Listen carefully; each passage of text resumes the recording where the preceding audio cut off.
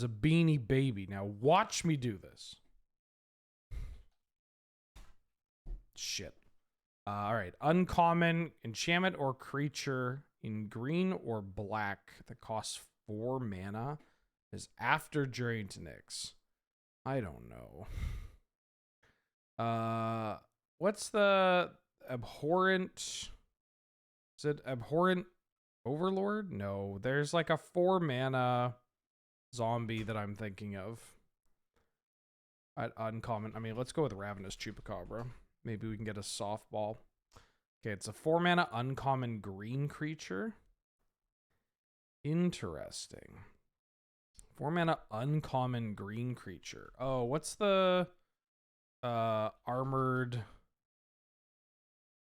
Are you really just called Armored Guardian? There's like a 4 mana.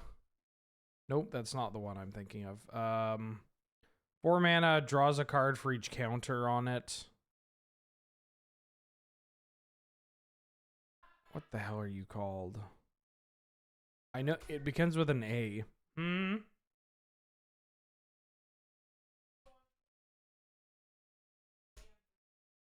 Yeah.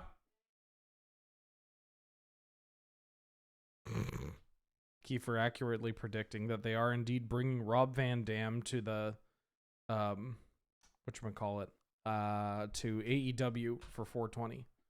I know we're catching up. Armored something. Armored something. This is my hard read, mostly because it's the only thing that I know. Armored. Armor, is it Armor Craft? Armor Craft? Oh. Fuck. Well, it's not an elf. 4 mana uncommon green creature from 2000. Oh, Shrill Howler? Oh, that's a 3-drop, right. SOI, 4 mana green uncommon? I mean, I've got a Pelt Collector to see. Not Pelt Collector. Fuck, what are you called? Obsessive Skinner. Skinner? Nope. Oh, it's an Oath of the Gatewatch card? I have no idea. Yeah, no idea. Not one. There's like there's an Eldrazi that I don't know its name, but I know the card. Vital, is it Vital something?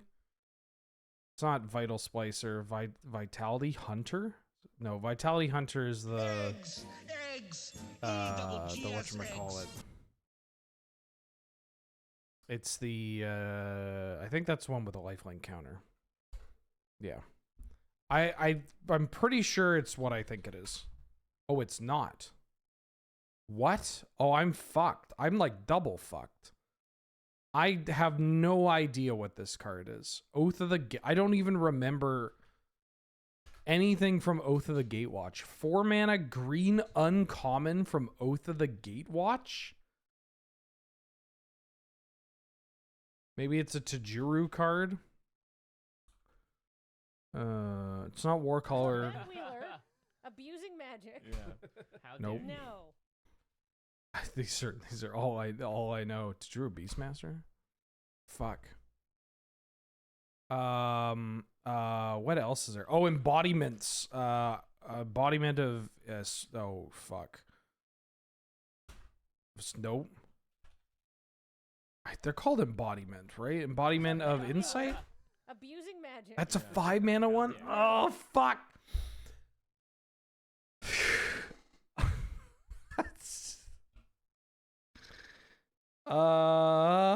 Saddleback Legak? That's a common, right? Saddleback Legak? Oh, maybe that was BF set. That was a common. I'm pretty sure that's a common. I didn't draft this fucking set. It's not an Eldrazi. It's not... I don't even have the creature type yet. It's not an elf. It's not a human. It's not an elemental. Is it a plant? Is there some plant like a Jaddy... Oh, that's also an elemental. Fuck. A beast?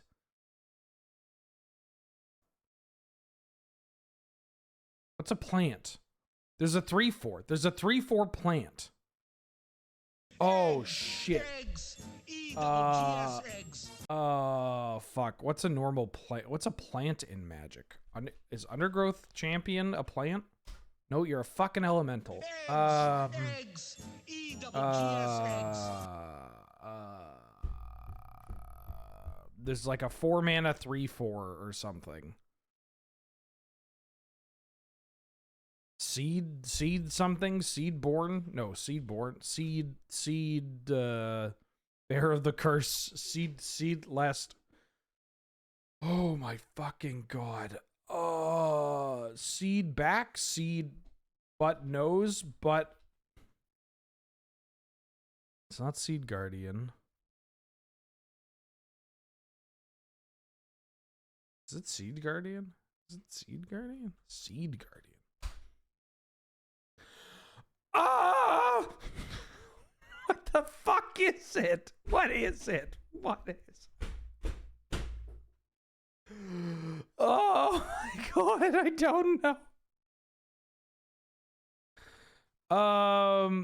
Okay, what else? There's something with counters, right? There's a thing with counters.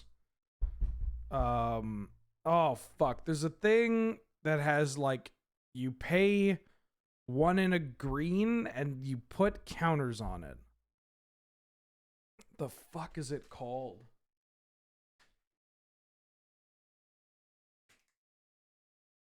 It's like a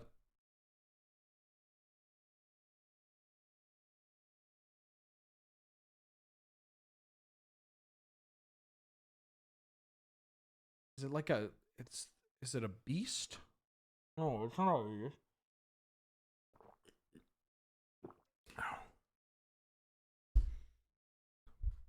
What the fuck are you? I can picture the card. It wouldn't be an ogre. Is it it's a troll. It's a troll, right? It's something troll. It's harvester troll. It's harvester troll, right? That oh shit. I knew it was the counters. I knew it was the troll. Barely remember this card. I think I was conflating this with another one, but we ended up getting there. There's like one like this card with an activated ability. I think it's from Oath. God, this is going to piss me off.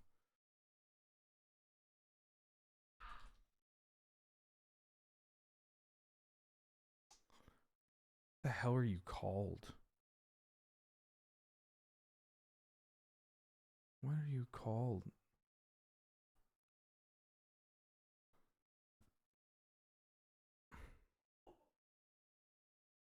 There's something. I'm looking it up right now. Set. You have said. What's the card that I was thinking of? Oh, I was thinking of Marasa Ranger. That's what I was thinking of. So I remembered this card's name and the fact that it put 2 counters on it. Here, I can bring this over here. I remember this card's name and the fact that it put 2 counters on it, but I had this card in mind. Marasa Ranger. Huh. Okay. All right. That might be the hardest one we've done in a long time. This is fucked. All right. Spellify.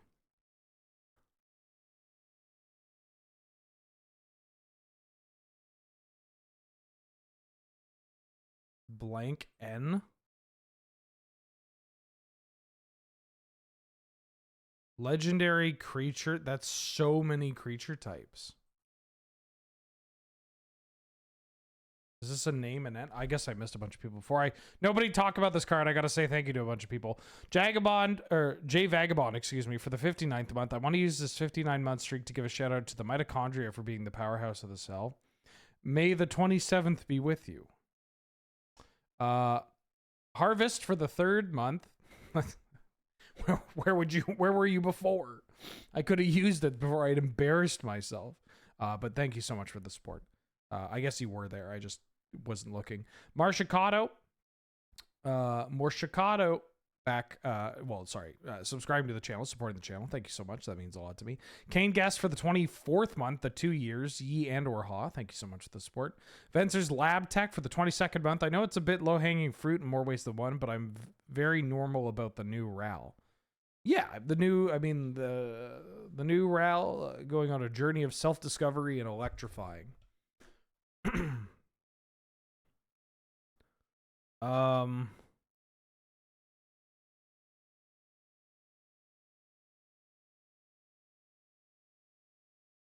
Eggs, eggs, EGGS eggs. A1, 2.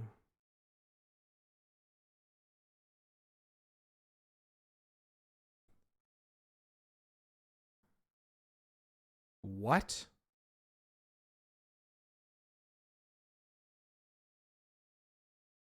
Begins what? A?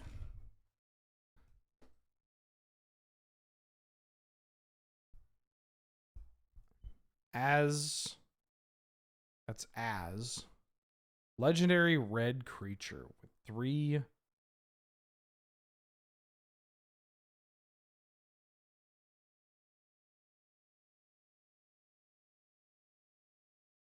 at the beginning of your... Oh, is this Neheb? Oh, I forget its name. I think it's Neheb, but I forget its name. Cause it's the 2 red for the 5/4.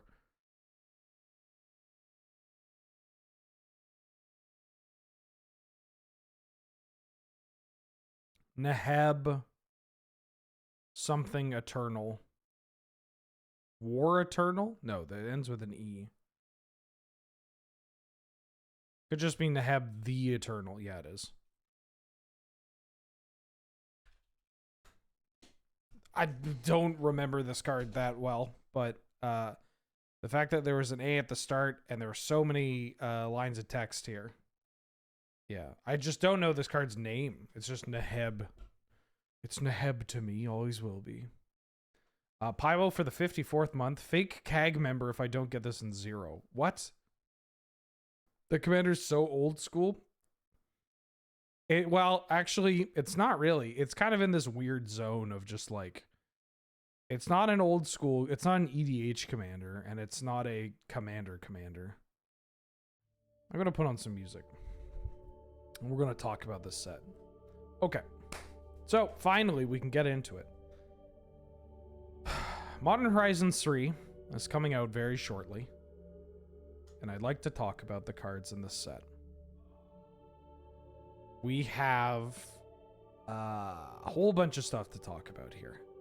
The whole set isn't out yet, but a lot of it has been officially released. There are going to be a couple of these set review episodes over the next week. And because the cards are going to be arriving on Arena as well, it means that we have a lot to talk about. Because we're going to be talking about Gladiator, we're going to be talking about Canadian Highlander, we're going to be just talking about vibes and cool shit, because that's kind of what these sets are. So, yeah. There are chances that I'll come across a card and be like, whoa, this is coming to Arena, and it's already on Arena. If that's the case, it's because I barely remember Jumpstart Historic Horizons. If my understanding is correct, is that all of these cards are added to Arena, including the retro frame cards. We have except for the Commander product. The Commander product is not going to be in here. Abiding Grace is already in Gladiator, I believe. I mean, I'm going to probably have to hop out at the after party. Probably going to have this thing so that I can look. Yeah, Abiding Grace is in Gladiator. So, yeah, we got a lot to talk about. If this is your first time here, the way that we go about this is we typically go Wooburg order. I'm going to specify my evaluation of a card for what format I'm talking about. Sometimes it's just general. If a card is just like very good no matter what, then I'm just going to be like, yeah, you should play, like there's this galvanic card that might just be is that what it's called? There's a card in red that might just be the best card in the set. And I'm just going to talk about that because it is just so good no matter where it goes. Yeah. You missed an entire month of wrestling?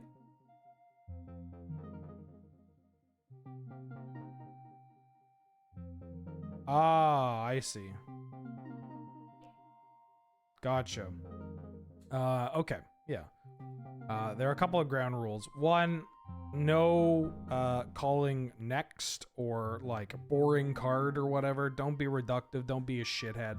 If you're going to get me to go to next, you gotta give me $5. That's rule number 2. $5 and I'll skip a card. $5 and I'll go back to a card. $5 and I'll talk about any card. We're not going to talk about anything that has been leaked. At this point in time, most of the set is out, but, you know, let's not talk about the leaks, shall we? Yeah, don't demand queen status. That's for me. Don't insult the birds. Birds are great. And no lab mansplaining, meaning I don't want to hear some weird niche scenario, that is not worth talking about because we have so much shit to talk about. Sounds good? Okay, sounds good.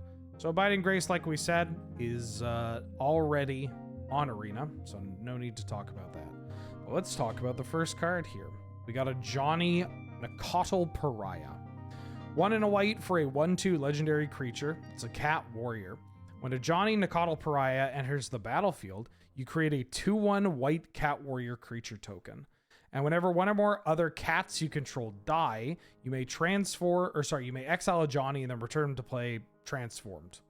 The transformed side is ajani Avenger.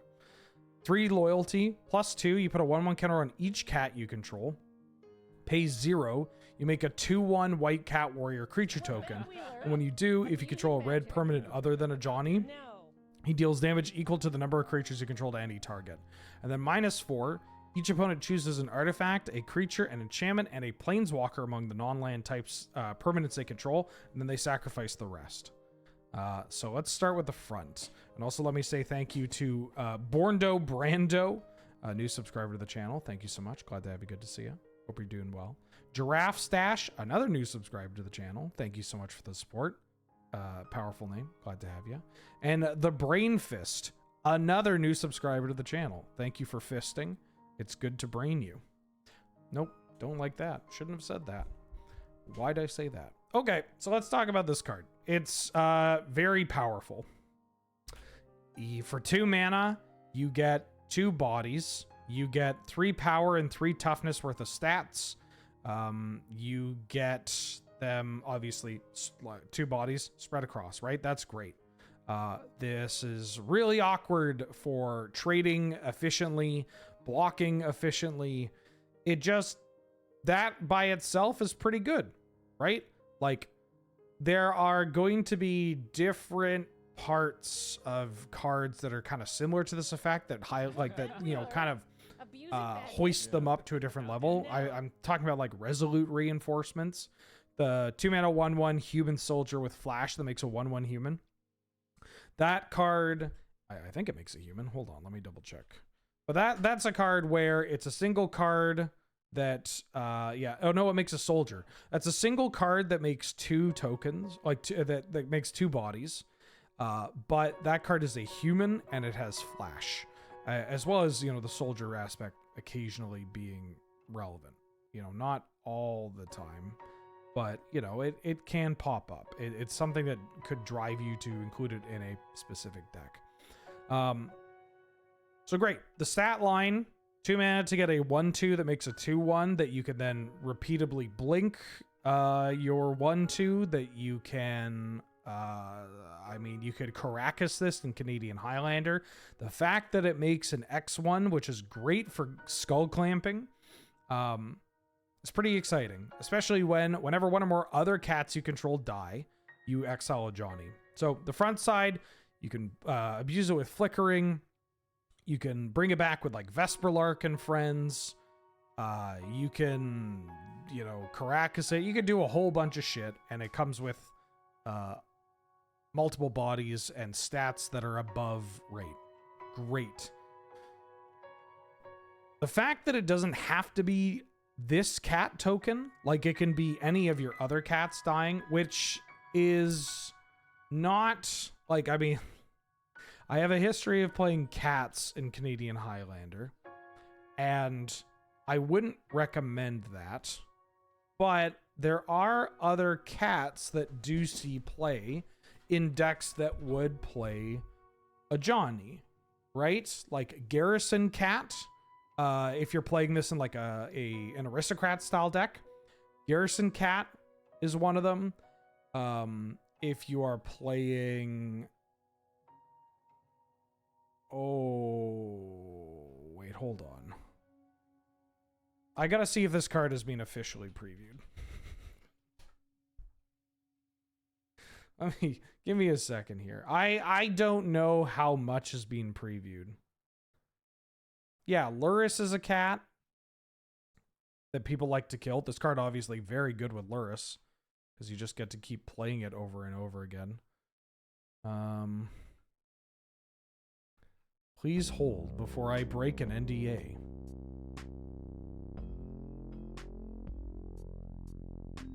Does Brimessy play? Not really, but you know, Kasali Pride Mage is a big one. Kasali Pride Mage does see play, and it actually is a way of, like, it has a way of putting itself into the graveyard.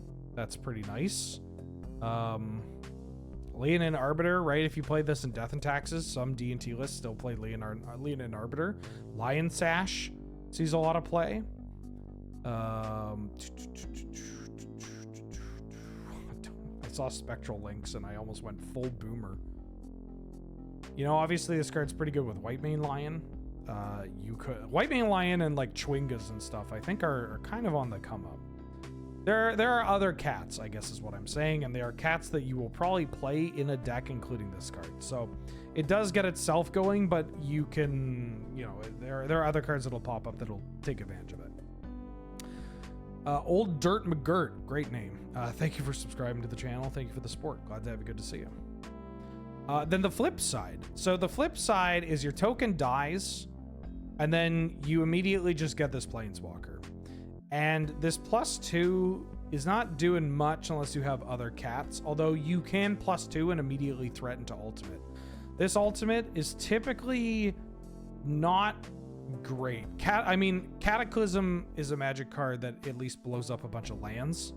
This is Tragic Arrogance. Like, this card already exists, doesn't see any play, but the fact that it's attached to your 2-drop now is, you know, it's not nothing having access to this.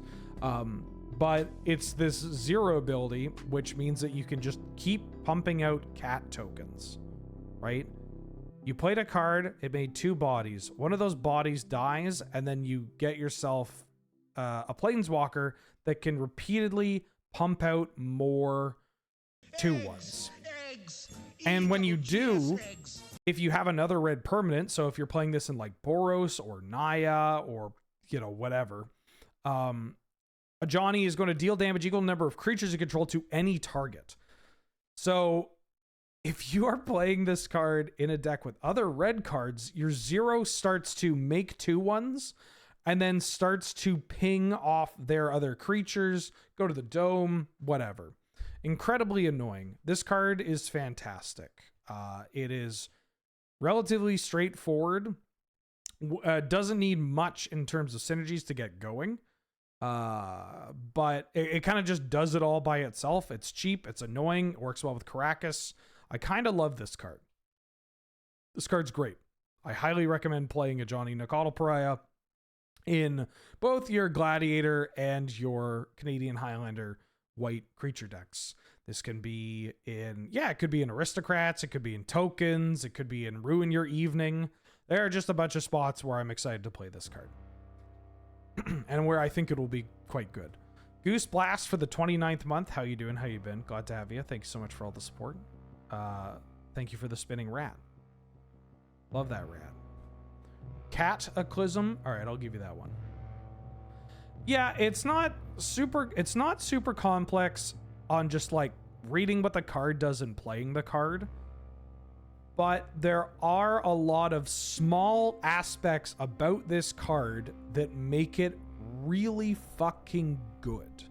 Like, it's just every part of this card tends to work well with the other cards that you will be playing in your deck just by the fact that you have included a cheap white creature in your deck, right? Strongest of the cycle? That is some. I haven't thought about that too much, but look, when we get to tamiyo, we'll get to tamiyo. Don't worry. Okay, argent deas. 1 and a white for an artifact that enters the battlefield with 2 oil counters on it. Whenever 2 or more creatures attack, you put an oil counter on argent deas, and you can pay 2 generic, tap, remove 2 oil counters from argent deas, exile another target non-land permanent. Its controller draws 2 cards. Not very excited to open this card. I'm not really stoked on this card. I don't find it to be competitively interesting nor powerful. You can cash in your own creatures, which is kind of nice. However, you're exiling them, or like cash in tokens or whatever. It's only non-land permanent to draw cards, but this just feels pretty bad in 1v1. Commander, sure, why not? Who gives a shit? Everything's playable in Commander, but this is just, it's just bad. It's just bad. Charitable Levy. 1 and a white for an enchantment. Non-creature spells cost 1 more to cast. Whenever a player casts a non-creature spell, put a collection counter on Charitable Levy. Then if there are 3 or more collection counters on it, you sacrifice it. And if you do, you draw a card. Then you may search your library for a plains card and put it into the battlefield tapped, and then shuffle. This is a very interesting one because there are very annoying white decks that run around in both Gladiator and Canadian Highlander that like the idea of getting this like kind of incremental advantage and, you know, cashing in off of their seemingly like milquetoast magic cards, basically. But this one, it just kind of doesn't do enough. You know, like the strength of the Ruin Your Evening decks or the like really annoying white creature decks. This could be Death and Taxes, but I'm talking about like D&T would not play this. But for the same reasons that the Ruin Your Evening decks are not going to play this is because it's not a creature. The Ruin Your Evening decks can actually do something and win games because all of their annoying bullshit is attached to a creature, right? It is attached to something that can attack, that can hold a skull clamp, that can, you know, do any variety of things that creatures can do. Whereas this one is just, it's just kind of annoying, doesn't provide pressure. In singleton formats like this, you often need to have your disruption also provide pressure, basically. You can't just play this card and then hopefully it'll annoy people enough, because there are decks that will look at this card and be like, oh, you played that on too? Okay. Here's my Steel Leaf Champion. Here's my, like, here's my, Adeline. Like, it's just a card that is going to be pretty mid, you know? Just doesn't really do anything. Even if it draws a card, the symmetrical nature of this card as well is just kind of like, it's worth mentioning. You know, the white spells that get played in these annoying decks tend to be very cheap and flexible. That's kind of the whole point of this deck, is that your creatures may stink, but they make your opponent's life a lot harder, and all your spells just deal with anything that is put in front of you. There are going to be some costs associated with it, but it doesn't matter, right? Yeah. So I would avoid playing this card. Crib Swap is a reprint. I just like talking about this artwork. Is great, by the way. I just really like this baby. I believe when I first saw this artwork, I described it to Adam as, I think this is what Let's Nope is like, but I can't be sure. Crib Swap is a bit expensive, right? It is a 2 and a white for an instant. It's a kindred instant with shapeshifter. You exile target creature and its controller makes a 1/1 shapeshifter token. So this is a reprint. There are occasionally you'll run into people playing Stroke of Midnight, the like 3 mana instant, destroys a non-land permanent and they make a 1/1. This exiles, but it can't hit planeswalkers, can't hit enchantments or anything like that. And while the kindred aspect is kind of interesting, I don't know how relevant it actually is for Gladiator, given that the templating on a lot of new cards are very specific. Like, you're not going to run into, like, I mean, we have some of the old cards with weird templating, like Goblin Matron is a classic one, where Goblin Matron is old enough that it just says find a goblin card. Wait, this isn't in the commander set? Oh, fuck. This isn't... I didn't even see that it was from the commander. All right, I don't want the commander cards. Oh, this means I have to... Oh, I have to fucking do it this way. All right. Back it up. Back it up. My bad. Dog Umbra. 1 and a white for an enchantment, aura, flash, enchant creature. As long as another player controls enchanted creature, it can't attack or block. Otherwise, Dog Umbra has Umbra armor. So Umbra armor is formerly known as Totem armor. They've renamed that because, well, this is just a better name. And it says if the enchanted creature would be destroyed, instead you remove all damage from it and you destroy this aura. This is a pacifism that can also, in a pinch, protect your own creature. I don't hate this as a, like, cheap card that you play in your Enchantress deck or your Enigmatic Incarnation deck in Gladiator. You know, pacifisms are kind of funny because they're cards that are pretty good. There are a lot of scenarios where you can slap a pacifism on a creature and you are trading up, right? But they have enough vulnerabilities that you never really want to include actual factual pacifism in your deck. Sometimes you'll play Planar Disruption, but again, that hits planeswalkers. And so, yeah, having one that's flexible enough to, like, protect your Setessan champion or your Sithis or whatever is pretty nice. And also, yeah, flash pacifism is not that bad against haste creatures, right? Like, your opponent commits a bunch of mana to a questing beast or to a dragon. You're just like, all right, flashing a Dog Umbra. Not saying that's really where it's going to show up, but this card has enough going for it that I could see it be a flex slot card. And that's kind of what you're going to get with a lot of these cards. At least typically, that's what happens with the Modern Horizon sets. It's just like, even the, like, weirdo commons may play a role, you know? Essence Reliquary, 2 and a white for artifact that has tap. Return another target permanent you control and all auras you control attached to it to their owner's hands. Activate only during your turn. Did it just get really loud? Man, I don't understand why Google... Like, what's going on here? This is literally 0. It's literally 0 volume. Aggressively atmospheric? That sounds about right.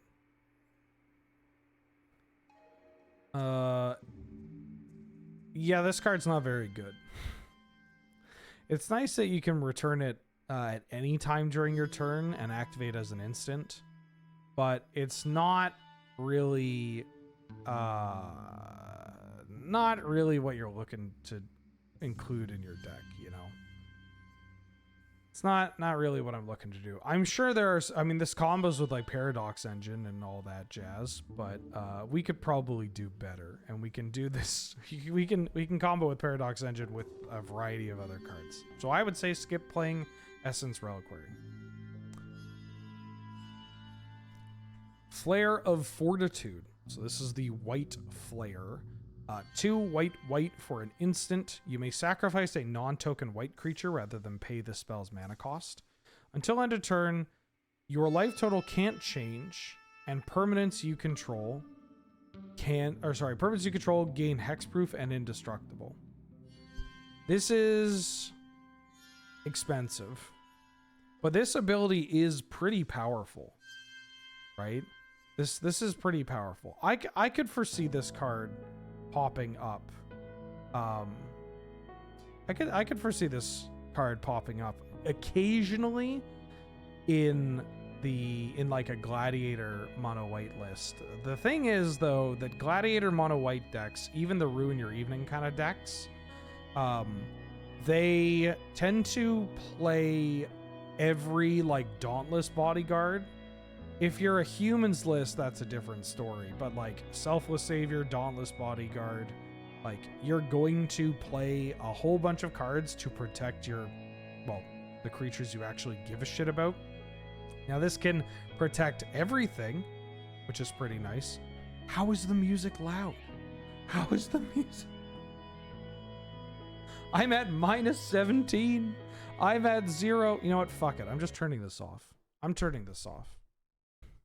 If anything is going to get me to quit streaming, it's going to be having to deal with audio issues and having to deal with individuals like audio sensory processing, just like clashing with everything. You got people that are like, hey, I can't hear you, dude, over the music while they're doing the fucking dishes. And they're just like, you know, they're doing the dishes. I'm on in the other room and they're just like, I can't hear you. Or you have people whose volume is set to the max and they're like, I can't, hey, it's too loud. It's too loud. I'm listening to you on my phone on the bus. It's too loud. You mind turning down the music? I want to put on my Nightcore while you talk. All right. Flare of Fortitude. I lost all the gas in my tank now. Now I'm on tilt. Great. Fucking great. I don't think you're playing this card. I mean, it'll do something. Occasionally, it could do something pretty powerful. 4 mana to like hardcast this is like, well, you know, it's kind of awkward because like in response to something, casting this for a full 4 mana is a lot. It's a lot to hold up. It's a lot of mana just in general. It's kind of nice because it just puts them on the, hey, if you're going to blow up everything, you better tap out for that. And then you can muck them with this. But this is just a lot of mana to hard cast. And then often just like when it's a blowout, it's going to be a blowout. But I don't know. You can maybe race with this too, because you just like slam in, they play something, they go for a big attack, and then you can flare a Fortitude with it, sacrificing some dog shit creature you have. And it's not preventing damage. It's just saying your life total can't change, so it plays around Questing Beast pretty nicely. That's kind of cool. It's just very expensive. And we've seen cards similar to this. We've seen cards similar to this in the past. Not with this level of flexibility, but like Reverent Mantra is a card. It's like a 4 mana, slightly different card. 4 mana instant that it's a free spell that basically protects all your creatures. Yeah. Doesn't let you save yourself, I guess, but I'm not convinced this is going to be the turning point for those white decks, including this kind of card. This card's very good. Guide of Souls. 1 white for a 1/2 human cleric that says whenever another creature enters the battlefield under your control, you gain 1 life and you get an energy. And whenever you attack, you may pay 3 energy. When you do, you may put 2 1/1 counters and a flying counter on target attacking creature. It becomes an angel in addition to its other types. This is a Soul Warden. If you're a deck that gives a shit about Soul Wardens, you could probably play this Soul Warden. If you're playing Ruin Your Evening, then you should probably play Guide of Souls to go with your Soul Warden. If you are playing something, we still don't have Souls Attendant on Arena, which is, I would love to get a Souls Attendant on Arena. Yeah, this card is pretty strong. Not even just for the life gain stuff. Like, being a 1-mana human gets you pretty far in like justifying a slot in a deck. And that energy can rack up pretty quickly, especially with token generators, with cards repeatedly, changing zones, getting killed, getting cast off Luris, getting flickered, whatever. Like, it will rack up pretty quickly. And then 2 1/1 counters and a flying counter on target attacking creature, and it's over. That's just over. That's so much. Holy shit. So yeah, I would recommend playing this card in Ruin Your Evening. I would recommend playing this card if you are playing like the Soul Sisters, like aggressive life gain deck. Obviously, basically anywhere you play a Soul Warden, you're going to want to play this card as well. But this card may have game outside of those Soul Warden decks. You could even just play this in like mono white humans. A little life gain ain't nothing to worry about. A little energy sink here. It's pretty nice. Not to mention, there is another card in the set that can combo with this card, and people are mentioning it. I said not to mention it, and now people are mentioning it. I can't believe it. No, this doesn't have to attack. You just have to attack with something. Yeah. I don't know if this card and the Energy Allurin card are really what is, are really going to make Allurin a tier 1 deck or a tier 2 deck or a tier 3 deck. It's probably still going to be very bad, but hey, if you want to combo with it, you can combo with it. Mandibular Kite. 1 mana in white for an artifact, living weapon. Equipped creature gets +1/+1, has flying, and has equipped for 3 and a white. If you are playing a mono white aggressive, like artifact aggressive deck, or a white X like equipment deck, I could see this card showing up. Maybe not for Canadian Highlander, but if we're talking Gladiator, it's a cheap equipment. It's a cheap evasive creature that happens to come with an artifact. And then just having an equip cost. This equip cost is very expensive. That's usually the case for living weapons. But being able to, slap this onto something else and then have that fly over seems pretty neat. Yeah, it's just a cheeky little role player that there's a bit of a niche archetype that does exist, has showed up, that could play this card and be, happy to do so. Hold on, I have to reply to an email. Oh.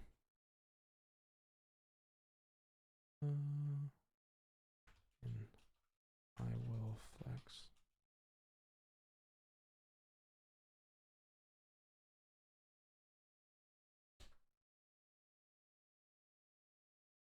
Sorry, I have to reply to an email. Oh my god, they animated Orim. All right. Well, I'm not going to look at that one. I'm going to look at this one. Orim's Chant. This is a reprint from Plane Shift. 1 white instant with kicker for a single white. Target player can't cast spells this turn. If this spell was kicked, creatures can't attack this turn. This is an interesting one because we do not have Isochron Scepter. We do not have Silence proper. Although, are we getting Silence at some... Is Silence legal in, like, Pioneer? It is, right? It's M14? I don't know anything about Pioneer. Great. So at some point in time, we're going to get Silence and Orim's Chant. And there is a chance that we will, like, this is a card that you don't think about now. Don't think about this card right now.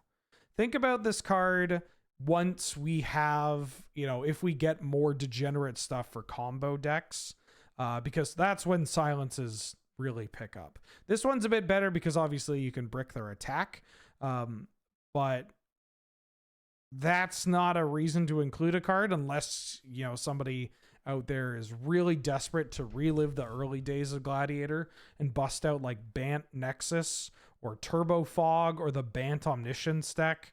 I mean, I would love to play that Bant Omniscience deck again because, well, it was my baby. Or the blue-white version was also quite nice. But this card, I mean, it's Orim's Chant. It's got a lot of history. Wouldn't recommend playing this now, but, you know, keep an eye on it once you get some redundancy or when more degenerate cards and strategies start emerging. That's when this card is going to shine. Pearl Ear Imperial Advisor. 1 and white for a 3/4 legendary creature, Fox Advisor. It has lifelink, and it says enchantment spells you cast have affinity for auras. Also, whenever you cast an aura spell that targets a modified permanent you control, draw a card. Once again, modified permanents are equipped, or they have auras attached to them, or they have counters. The cost reduction on this doesn't matter too much. It matters more in our formats than it would in like 60 card because we don't have 4 copies of Ethereal Armor and 4 copies of Rancor or whatever. I mean, right now we have 0 copies of Rancor. What the hell is that? Where's Rancor? Why don't we have Rancor on Arena? Please give me a Rancor. I'm begging you.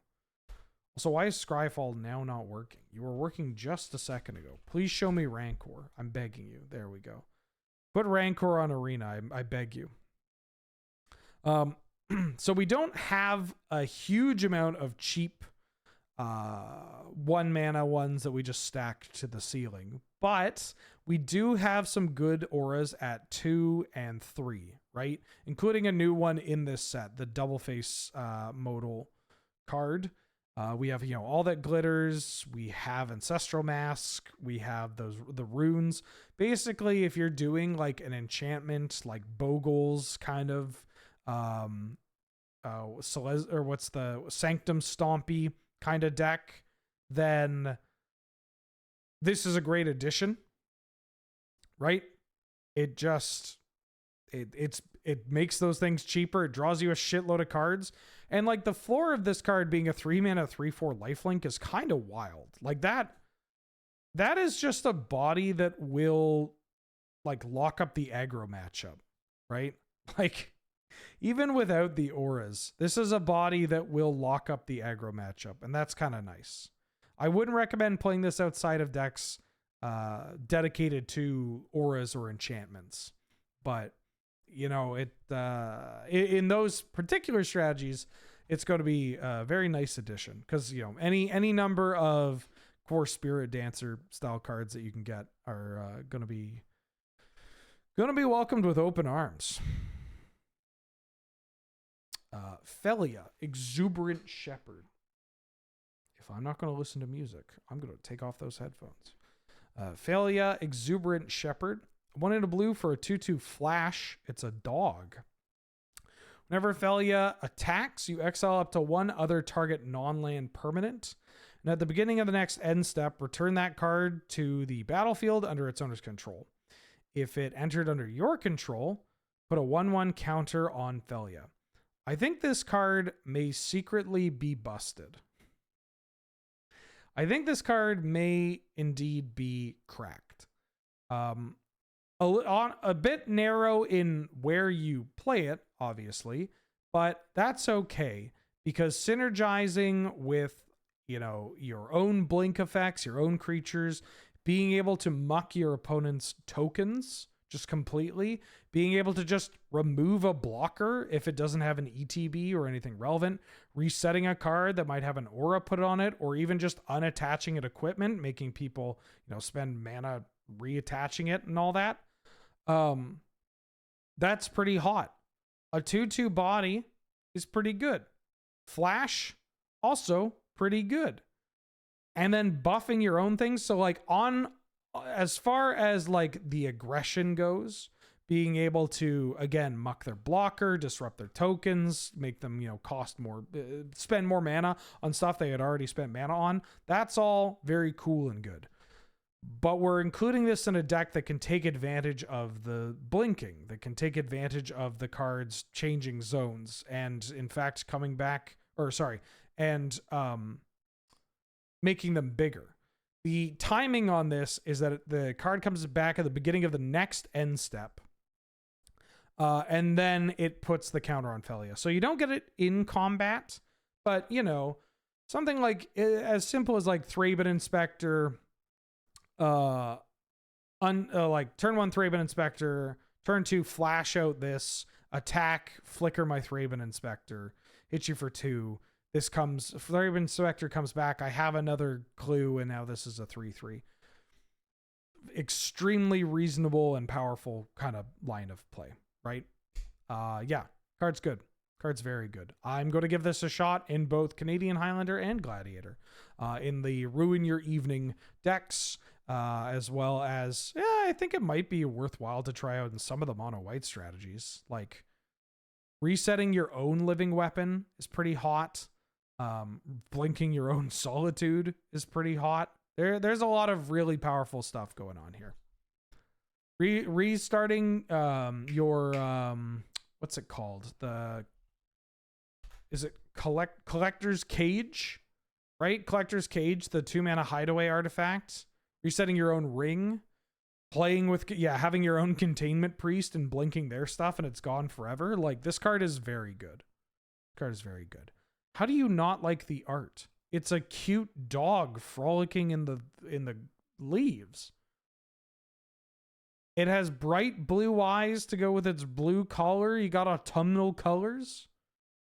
In what world could you not like the art?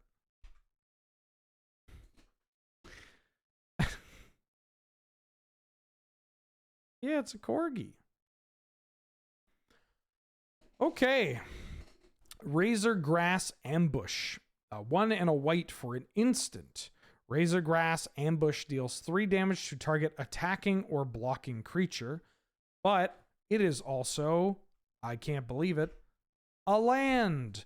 A land that comes into play tapped and adds a white, but you can have it come into play untapped if you pay 3 life. So there is a series of mono-colored double face modal cards that have the templating of the rare or the mythic rare cycle from Zendikar Rising. The come into play tapped or untapped for 3 life, and then it has something on the flip side. The thing about that is, how do I do this? How do I show off only those cards? I don't know. I'm just going to put in Zendikar Rising. They're all sorceries, right? No, please not Zendikar Rising. Sorcery. Zendikar Rising. Mythic Rare. Great. Look at this. Do you notice anything about all these cards? 7 mana. 7 mana. 7 mana. If you're looking to get anything even slightly relevant about this card, you're probably putting in 5 to 6 mana. If you're looking to get, you could pay 4 mana and kill 2 X1s, but if you're willing to get the big money, that's 8 mana. They're all pretty mid. What? These cards are great. Amaria's Call and Seagate Restoration, and like they're all pretty good. The black one's the worst one, but they're all pretty good. Because the cost of inclusion is so fucking low. They're lands. They're just lands that later in the game you draw them and they do something big. But guess what? What if instead of drawing them later and doing something big, We just have the flexibility of using our spells early, that we don't feel like we're priced into using them as lands early because they're just rotting away. No, for some reason, this line, this time around, our modal double-faced cards, or double-faced modal cards, or whatever the fucking acronym is. Some number of these cards are just cheap, powerful utility spells that, again, this is the big thing. You wouldn't necessarily want to include this card in your deck. You don't want to play exactly this card because, well, it's just not that powerful. But you kind of want this card. Like, you'll catch yourself wanting this effect, right? A cheap removal spell that punishes people for being aggressive, or can maybe help stack up enough damage to kill a big blocker. Like, yeah, you kind of want that effect lying around. You just don't want the cost of a card in your deck. But now it's attached to a land, so who gives a shit? And God forbid you're playing a format with like Chrome Mox in it, or, I mean, now we have Solitude. It's such a free inclusion. This card is cracked. I forget what the other ones are offhand. I think this might be the best one, but it's so good. This card is so good. Play this card in your white decks. Oh, did I open that? Yeah, sure. Thraben Charm. 1 and a white for an instant. Choose one. Thraben Charm deals damage equal to twice the number of creatures you control to target creature, destroy target enchantment, and exile any number of target players' graveyards. You're probably not playing this card. It is a flexible card. It has several modes. 2 of those modes are kind of mid, and this first mode is just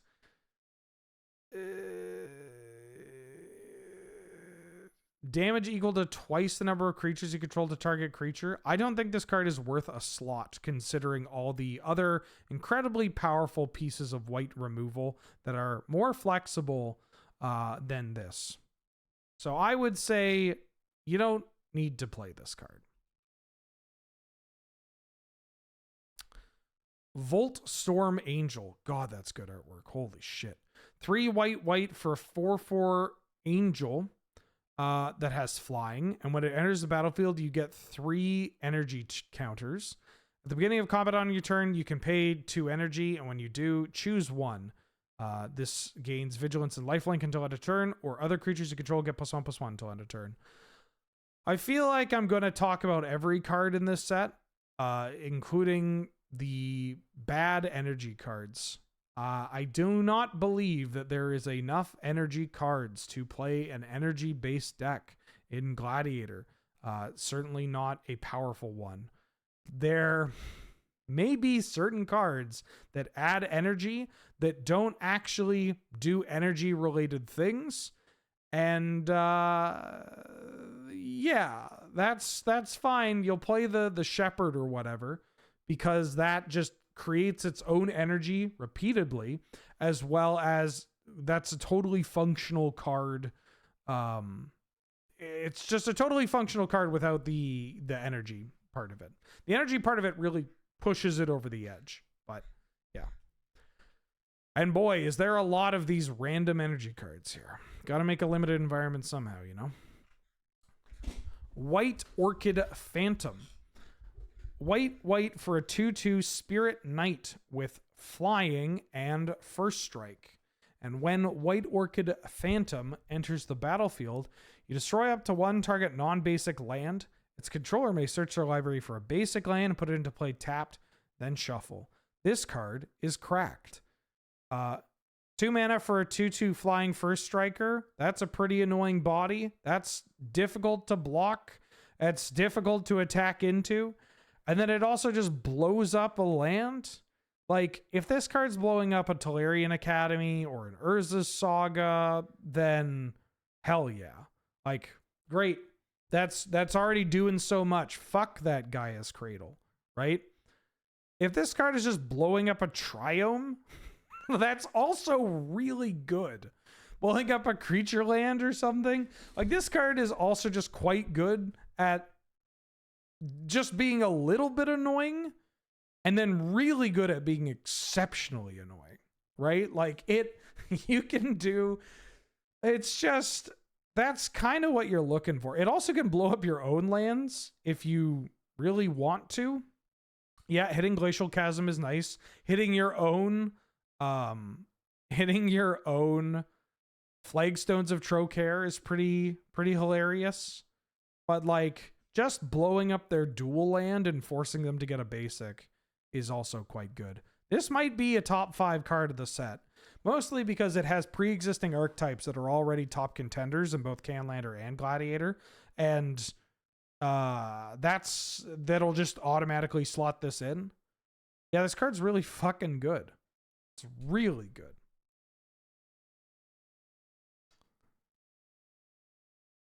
We now have entered a pun. So this is another double face card.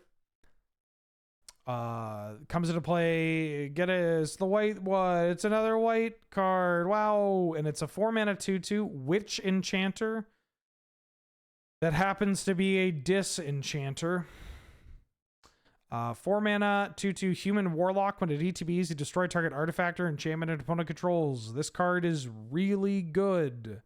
It is a human. It is tutorable by Recruiter of the Guard and Imperial Recruiter. It only has a single white pip. It's also just a fucking land. You can now just Imperial Recruiter for a land. Or Recruiter of the Guard for a land. It's, yeah. Who gives a shit that it's 4 mana? It's a land. It's a tutorable land that is a totally reasonable flex slot card. This card is great. You should play this card and the razorgrass card. How does flickering the MDFC land permanence work? If you played this as a land and then flickered this, it would come back as a 2/2 with this ability. That's pretty good. There's not much to talk about. This card is just really good. And the cost of inclusion is incredibly low. There aren't a huge amount of things that flicker lands, but I mean, Flicker Wisp does flicker lands. Ghostly Flicker flickers lands. We have Ghostly Flicker in the format. Wrath of the Skies. I can't believe it took until 2024 for them to print a card with this name.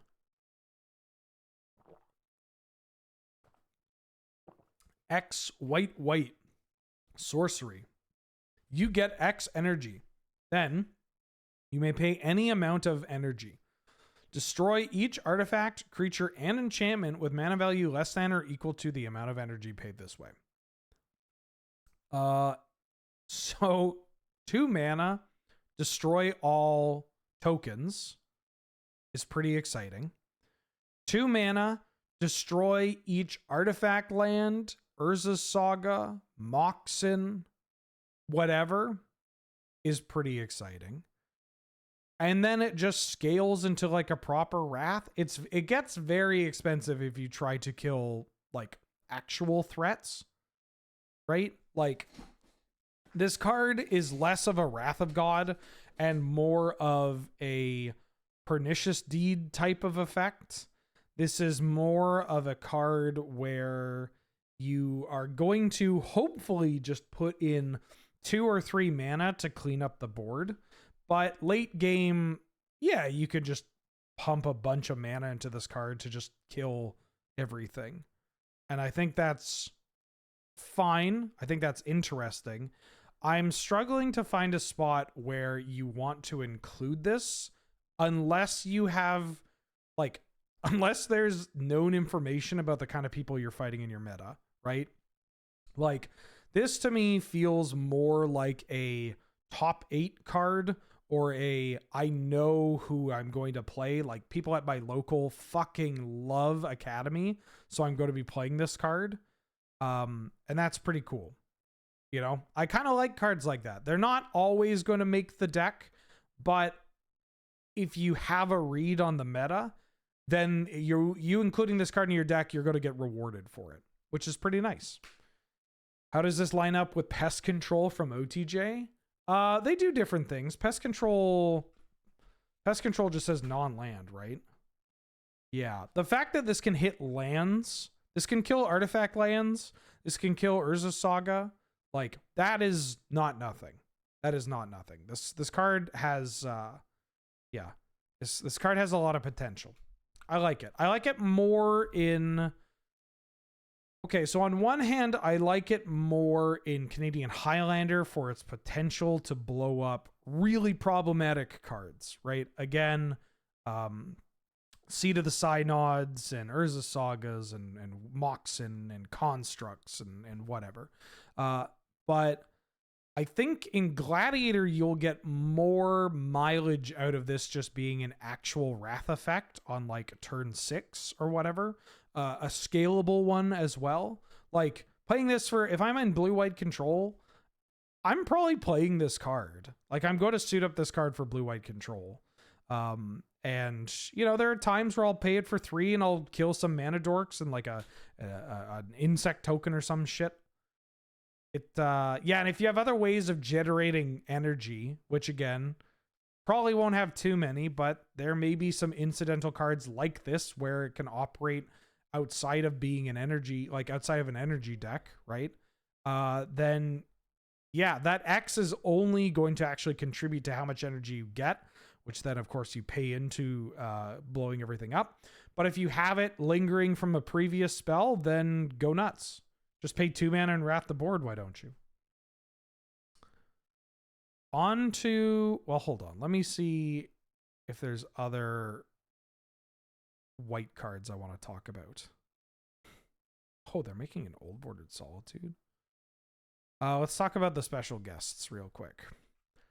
Prismatic Ending is getting brought to Arena. Great. This card's very powerful. It's very flexible. It's kind of funny that we're at a point where 2-color decks don't necessarily need to play a triome, like an off-color triome, although they occasionally will, because it makes fetch lands better. You're a 2-color deck, you're okay just playing a duel with like a land type. Like there's something to including 1 or 2 of those that is just like a good thing to do. And this is a card that rewards you for doing that, right? This is a card that is going to reward you for having an incidental like Triome, or like even if you want to splash for a specific card in your 2-color deck, this is going to be able to put in a lot of work. It's Prismatic Ending. It's quite good. Solitude. Yeah, this card's fucked. It's so unbelievably good. This card is it's an absolute menace. It's not much to talk about. We have Ephemerate in our format. We're going to get Persist. We have other cheap reanimation cards. Not Reanimate. Thank God Reanimate is banned in this format. But yeah, you can Recruiter the Guard for this thing. Oh, did they not update the gallery to include Recruiter the Guard? What? Recruiter the Guard was like spoiled over the weekend. How is it not in the gallery? All right. It's not like a reprint or anything. They don't update gallery on weekends, but it's 1:30 on a Monday. They wouldn't upgrade they wouldn't update the gallery to a holiday. Oh, right. It's like fucking like a Memorial Day or something. Oh, fucking Americans every fucking time. I was already on tilt but for the music, and now I'm on tilt for something completely different. All right, hold on.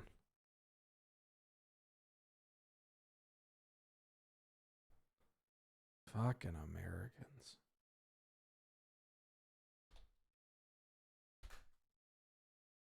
There's the full set. Don't take this the wrong way. I'm not going to click a random drive link that was posted in chat, but I appreciate you. Thank you for the support. I appreciate you.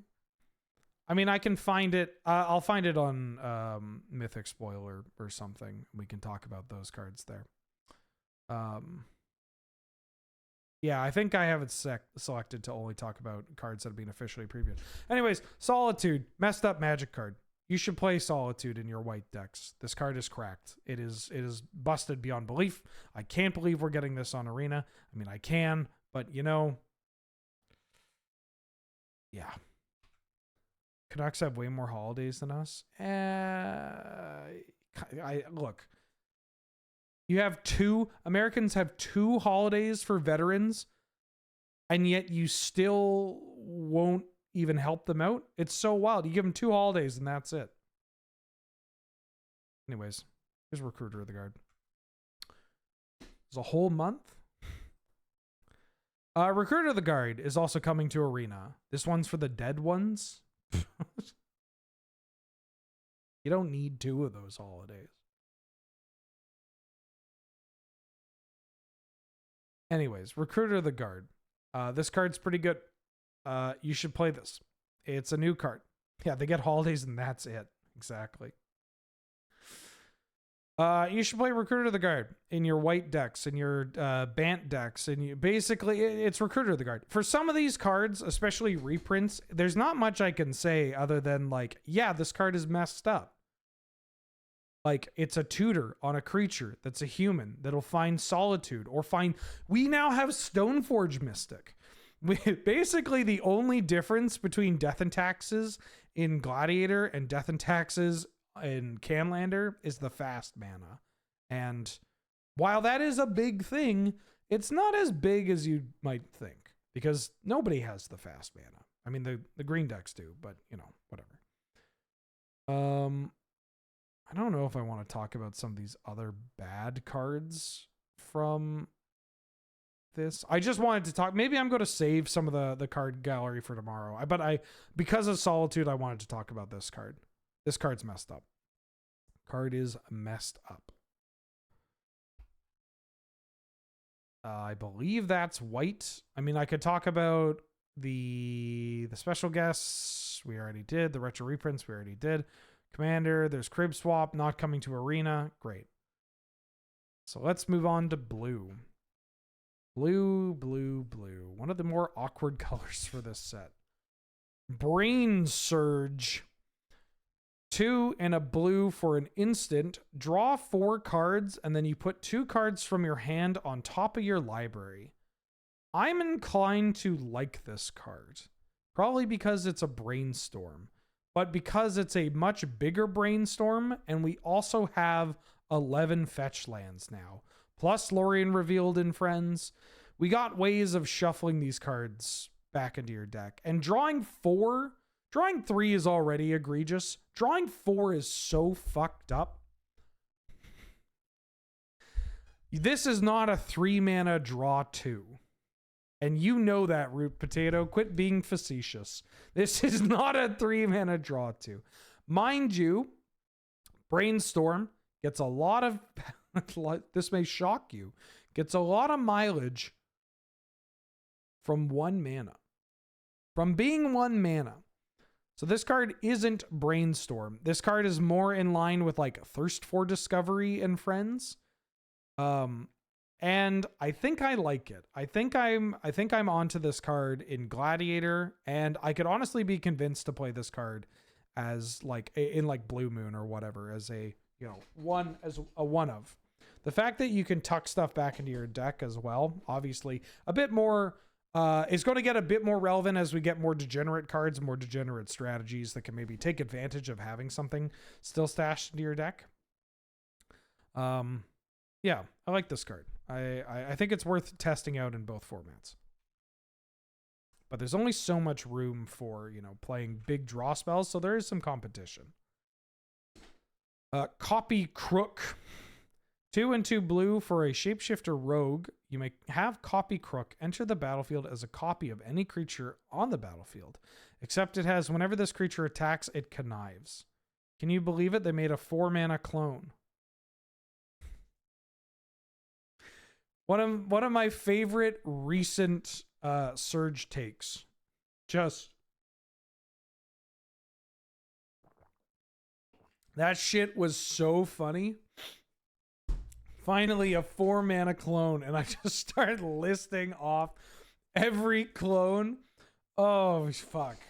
Yeah, it's a 4-mana clone. I mostly just wanted to talk about that card to make that joke. Corrupted Shapeshifter, 3 and a blue for an Eldrazi Shapeshifter with the Void. And as Corrupted Shapeshifter enters the battlefield, it becomes your choice of a 3/3 creature with flying, a 2/5 creature with vigilance, or a 0/12 creature with defender. I would not play this Primal Clay. Sam, I am. I would not recommend playing a Primal Clay in Gladiator or in whatchamacallit, Canlander. But it is kind of funny that this is an 0/12. You know where this is going? Right into Geralf Walls. Geralf Visionary Stitcher Walls. Play this as an 0/12, sack it to your Geralf, get a 12/12 flying zombie, busted. Might be too good for that deck. I'd have to talk to Jim about that. It's deep analysis. Sibwow, ban anybody that says anal for the next 2 minutes, please, and thank you. Or time them out. Deep analysis is a reprint.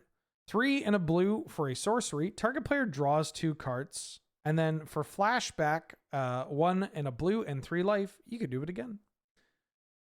This is an interesting card. It's kind of out modded by now. Like 4 mana sorcery, draw 2 cards is pretty good.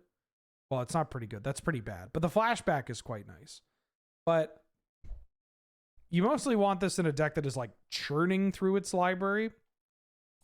And this card tends to not be that great in singleton formats like this. Like I'm struggling to find a place where I want to play this. Maybe in like a storm deck.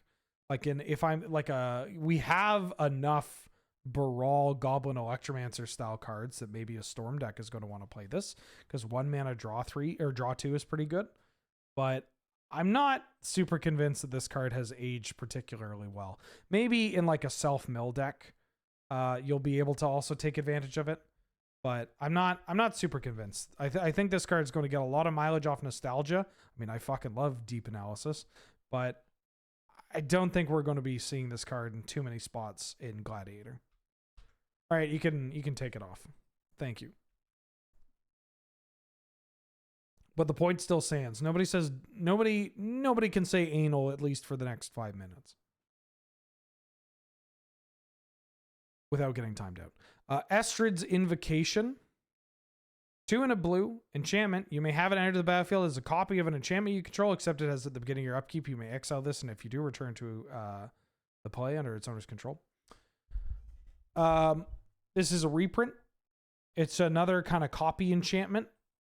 We already have, we have actual copy enchantment, right? Copy enchantment was in, what am I looking for? I'm looking for this window. Copy enchantment was in the Eldraine secret layer. I don't know what they're called. Enchanting Tales? Sure. So yeah, it's kind of neat to have redundancy for this kind of effect, but we don't really have the cards that you want to copy. We have Ghostly Prison now, which is kind of funny.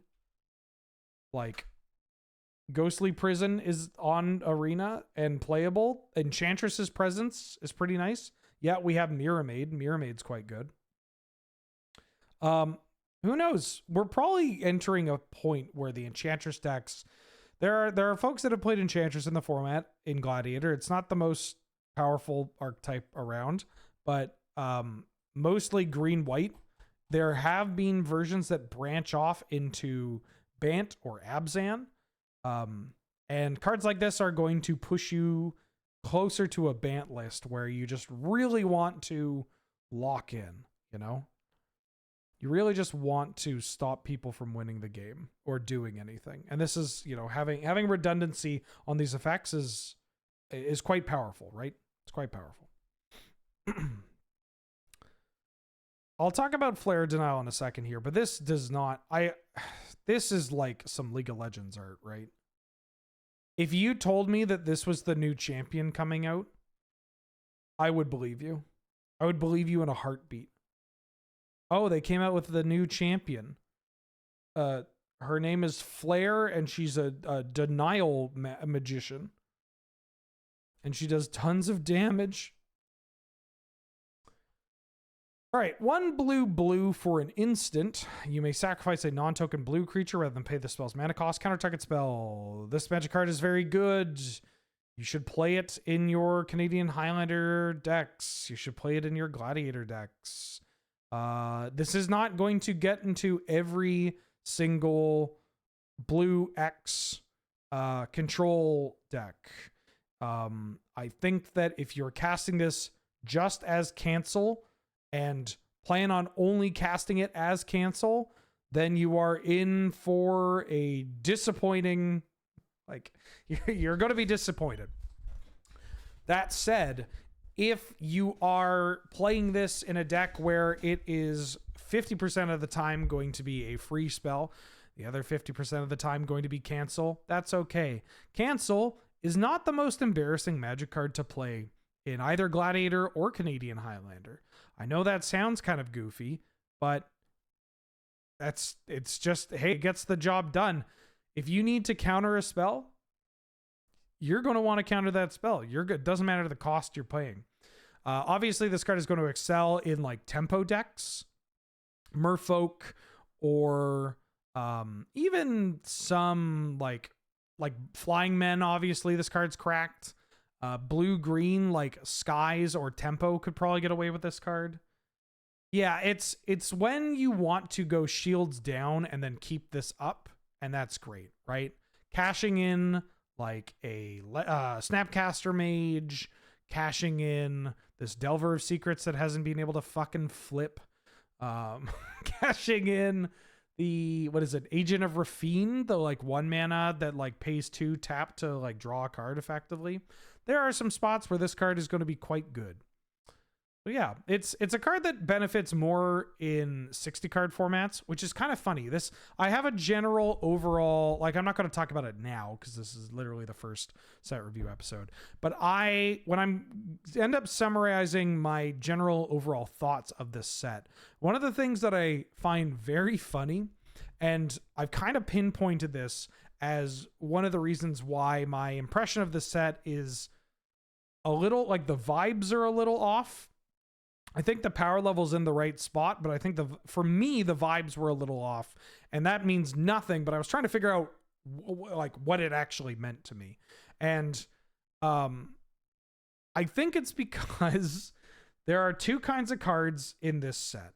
You have cards that are really good for 60 card 4-of formats, like Modern, because this is Modern Horizons 3. You have cards that are going to be fun for Commander because they're thematic and they're big and they jingle the keys in front of the Eldrazi players and whatever. Or they finally gave me an energy commander. Yatta! All that shit. Like, you got that. And then you have cards that just kind of soak up in the middle where you're like, this is probably just here for limited, but like maybe I'll see a VOD of Aspiring Spike playing this deck and going 4-1 with it or whatever, right? Like the cards that kind of branch the two. And because of that, you don't have a huge amount of cards that are like, oh, fuck yeah, this is a slam dunk for Canlander or Gladiator, because those formats don't get to take advantage of the redundancy of 60 card formats, obviously the sideboards that a lot of these cards could also fill in, and they aren't as cringe as Commander, or they're not as like, oh yeah, a Mythic 5-drop. So you're kind of in this weird like spot, and I like that quite a bit. I like that. It makes it more of a thinker. But it does lend to evaluations of cards like this where you're like, God, I wish we had like sideboards, or God, I wish we were playing like 60, wouldn't it be nice to play 60 card formats? Like, that's what I'm thinking when I look at cards like this. It's like, well, I'm going to play this card. It's going to be pretty good in certain archetypes. People are going to overplay this card. It's, whatever. Like, there's going to be a process, which is great. That's one of the best parts about Magic the Gathering, and one of the best parts about playing formats like Gladiator and Canadian Highlander is that you get that kind of like organic, like, maybe, actually, no, actually, yeah, it's cracked here, right? Like, you get to churn over these cards. But it, you miss that, like, just looking at it and being like, huh. God, I wish I had a sideboard. In Dredge? Where do you get a blue creature in Dredge? Other than Narcomoeba? I don't think you need to play this card. Or like Prized Amalgam? Also, which version of Dredge?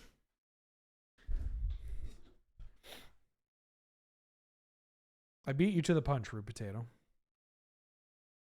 Counter? Like, you want to play this in Vintage? I don't want to play this in Vintage. You could maybe play this in that timeless version. Crabvine has crabs. Yeah, I'm not super excited to play this in Vintage. I think, especially right now, I think that Vintage, the hollow, the Master of Death Bizarre deck, probably doesn't need this card. Especially right now, as it's trending more towards like playing a bunch of pyrokinesises with their furies and everything. Anyways. Flusterstorm. Wasn't Flusterstorm like a promo in something else? Why do I feel like this card... Right, this card was in Modern Horizons. That was the buy a box for MH1. That's what it is. Flusterstorm is pretty similar to Orim's Chant in that it gets better as more degeneracy pops up. And if the format is less board-based, then this card is going to be very powerful.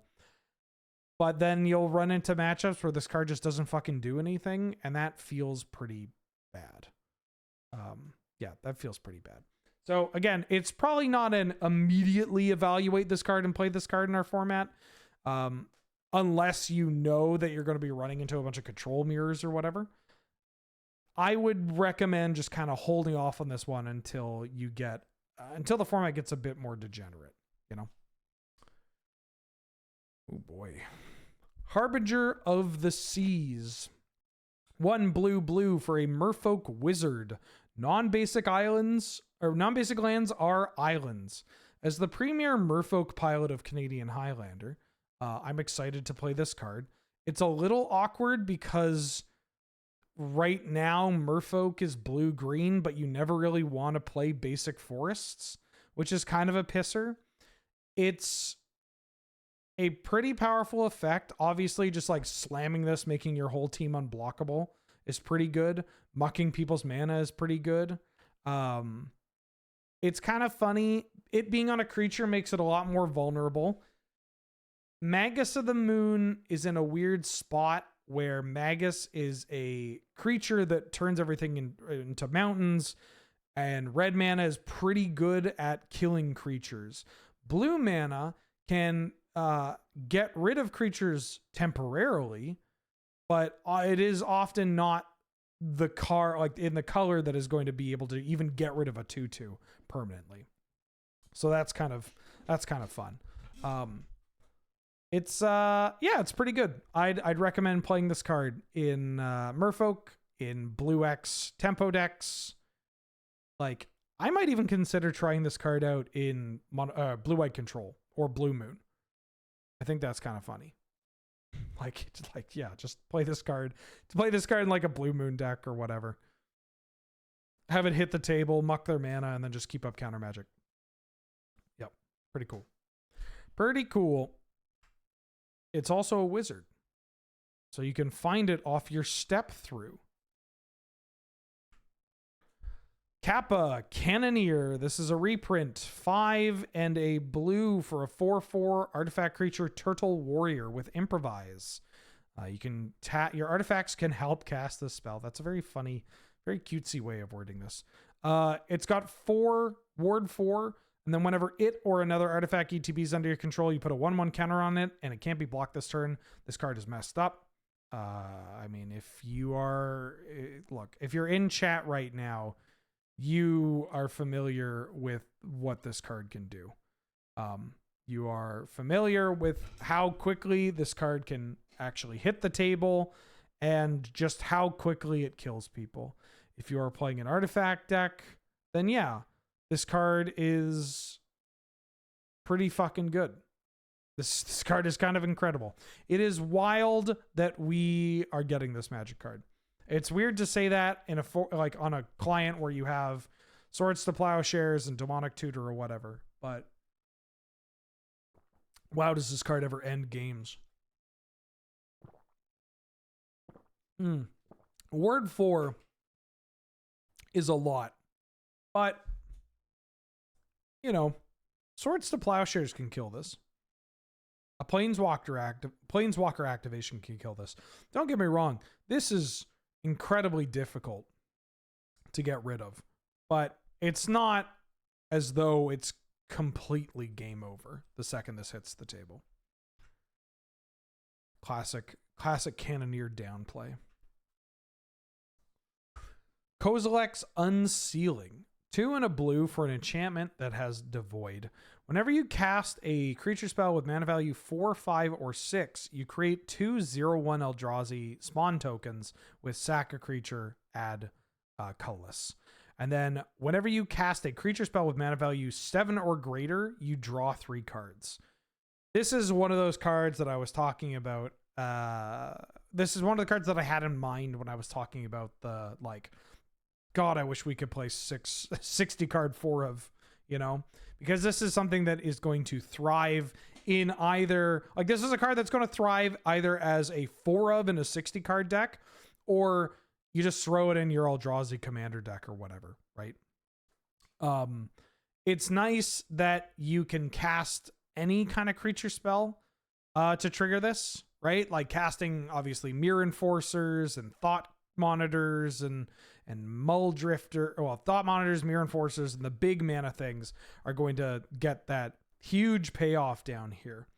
But you can, there are 4 drops that are just fine to cast, right?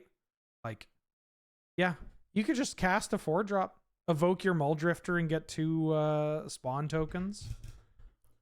Yeah, you got some stuff that you can use with this. This card is not up the beanstalk because it doesn't draw a card by itself, and it needs you to really be if you want to chain all the cards, you really need to be dedicated to this game plan, and also need to have a shitload of them.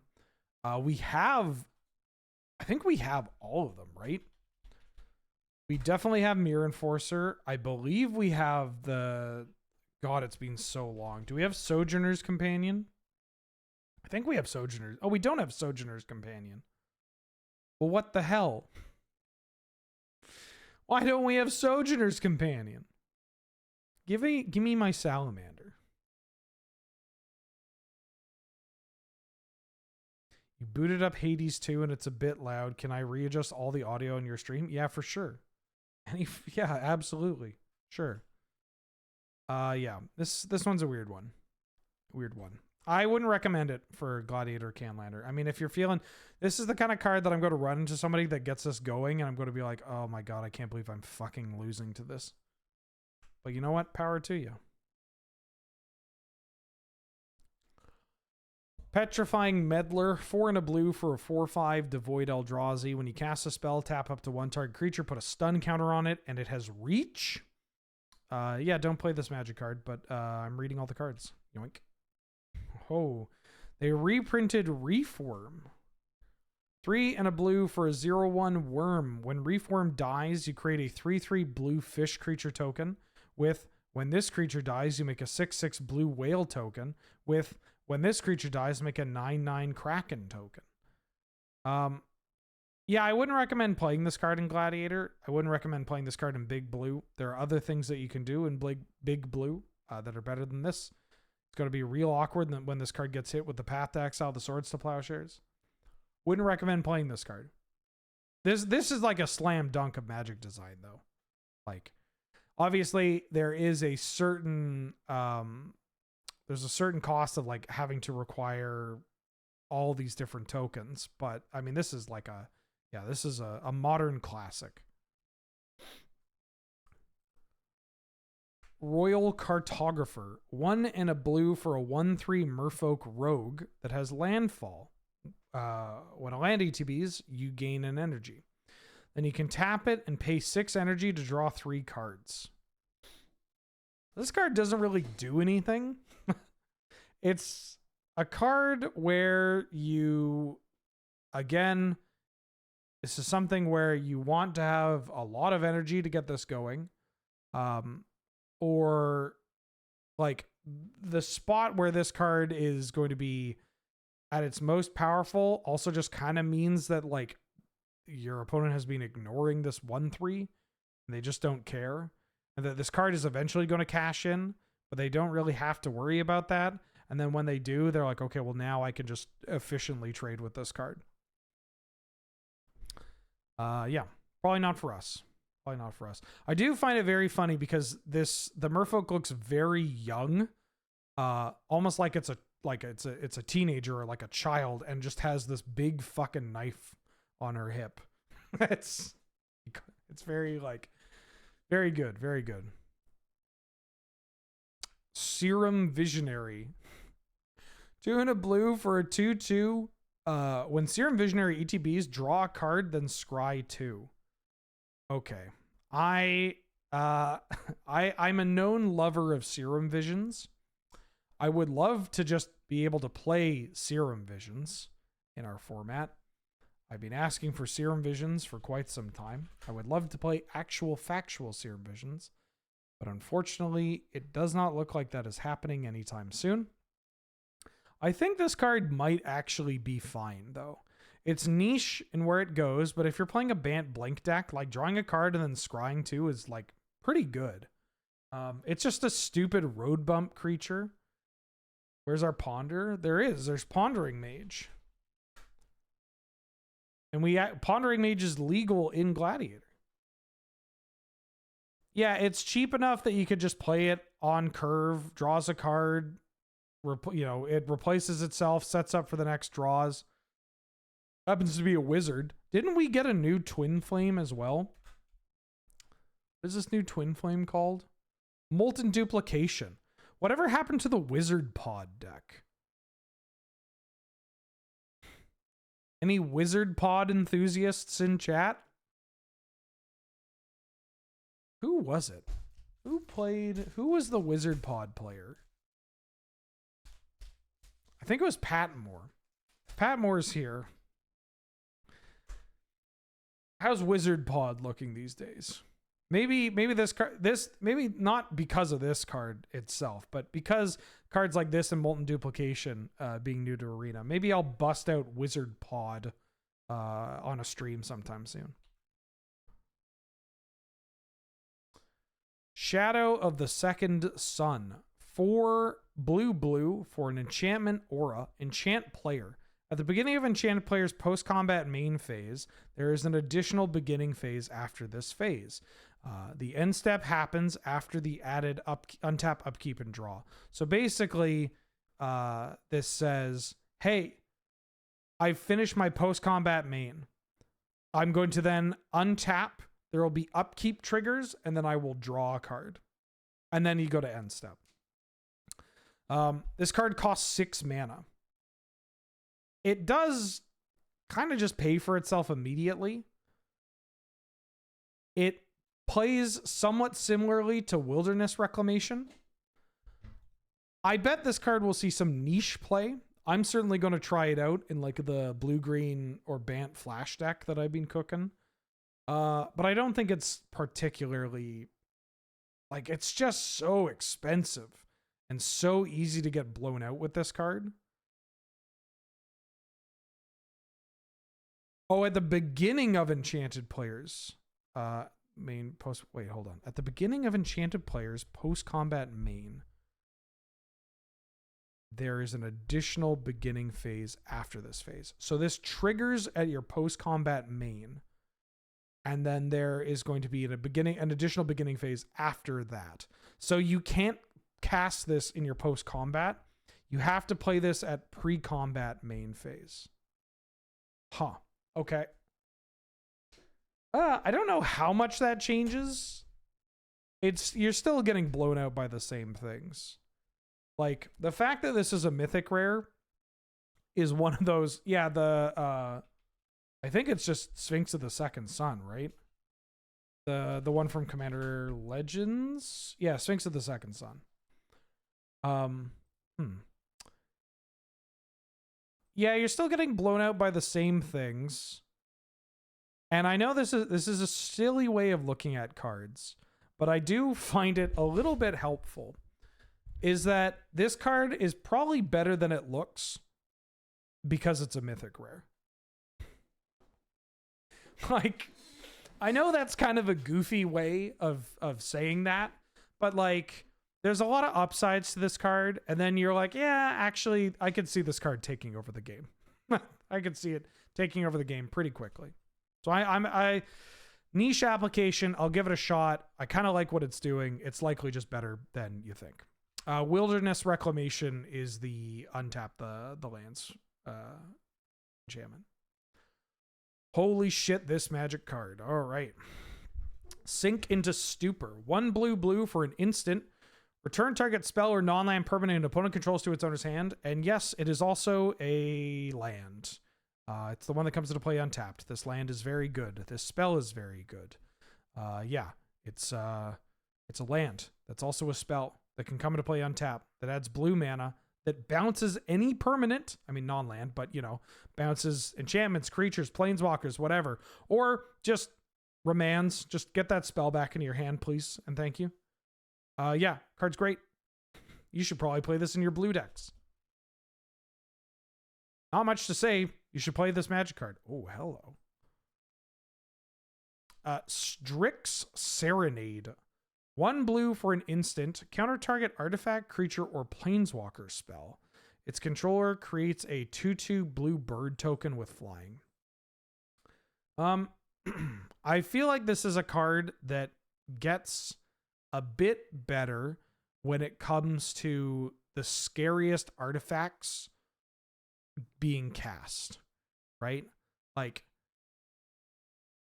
turning their big creature into just a 2/2 evasive creature is not the coolest thing in the world to do. I'm not super excited to do that. Turning their Paradox Engine into a 2/2 is great.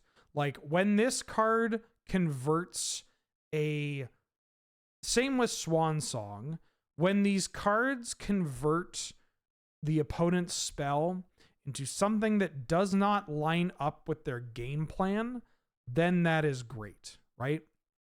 If this counters a Paradox Engine, if this counters a Memory Jar, if it counters a KCI, great.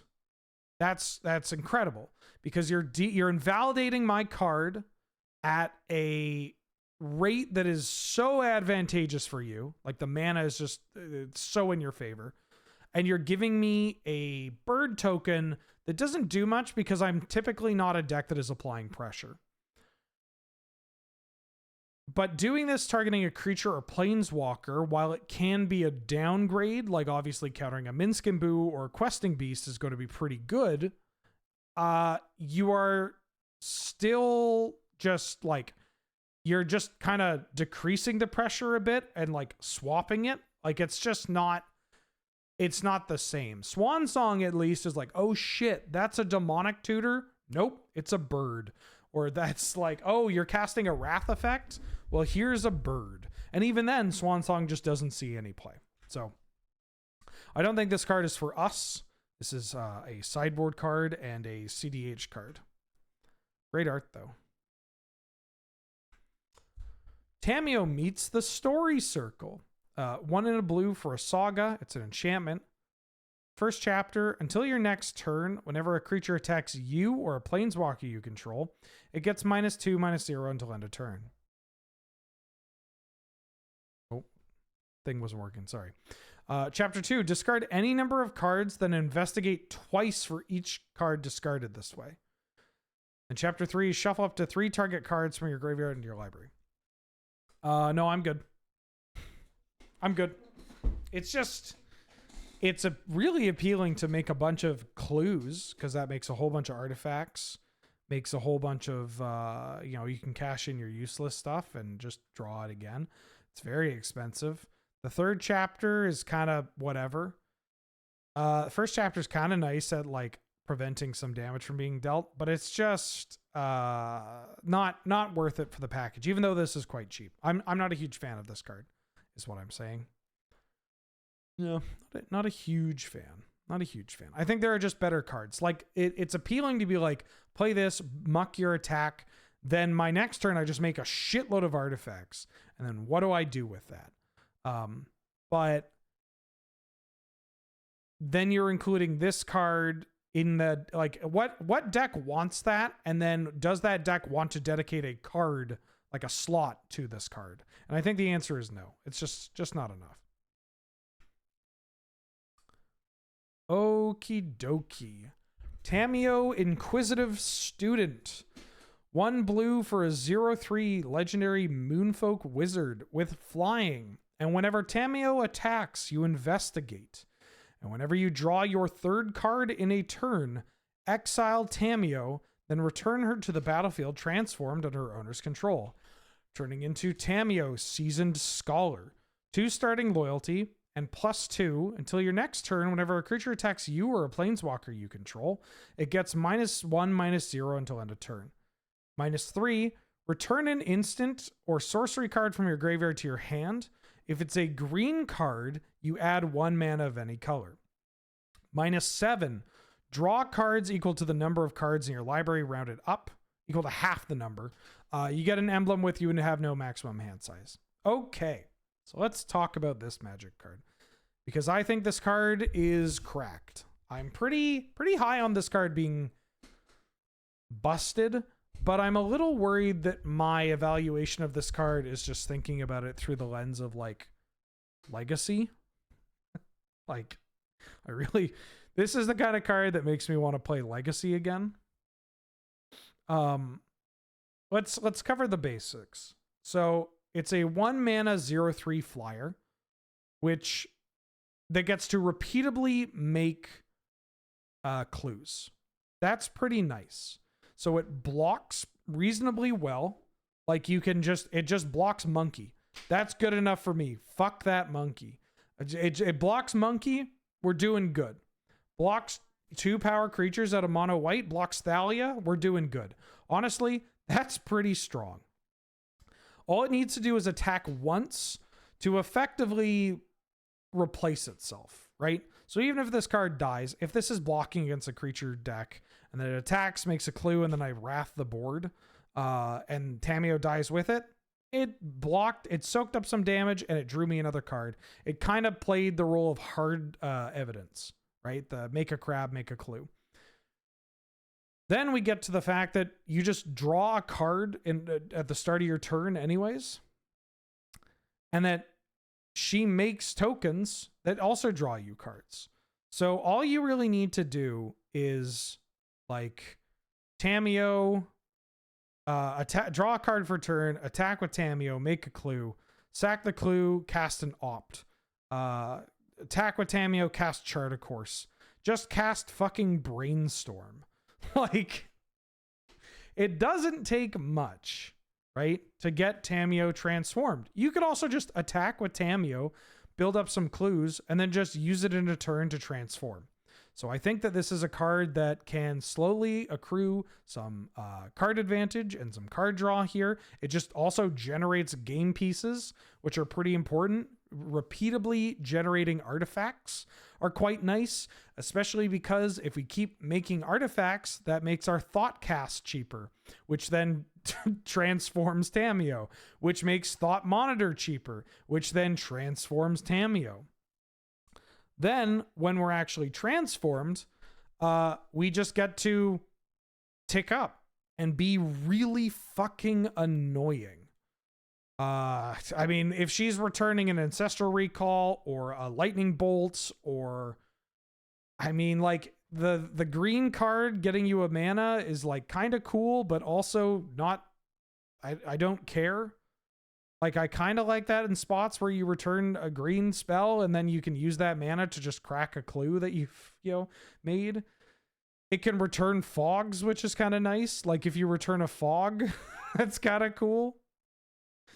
And this ultimate is expensive, but again, this is a 1 mana card, and it plays kind of like Muyan Ling, right?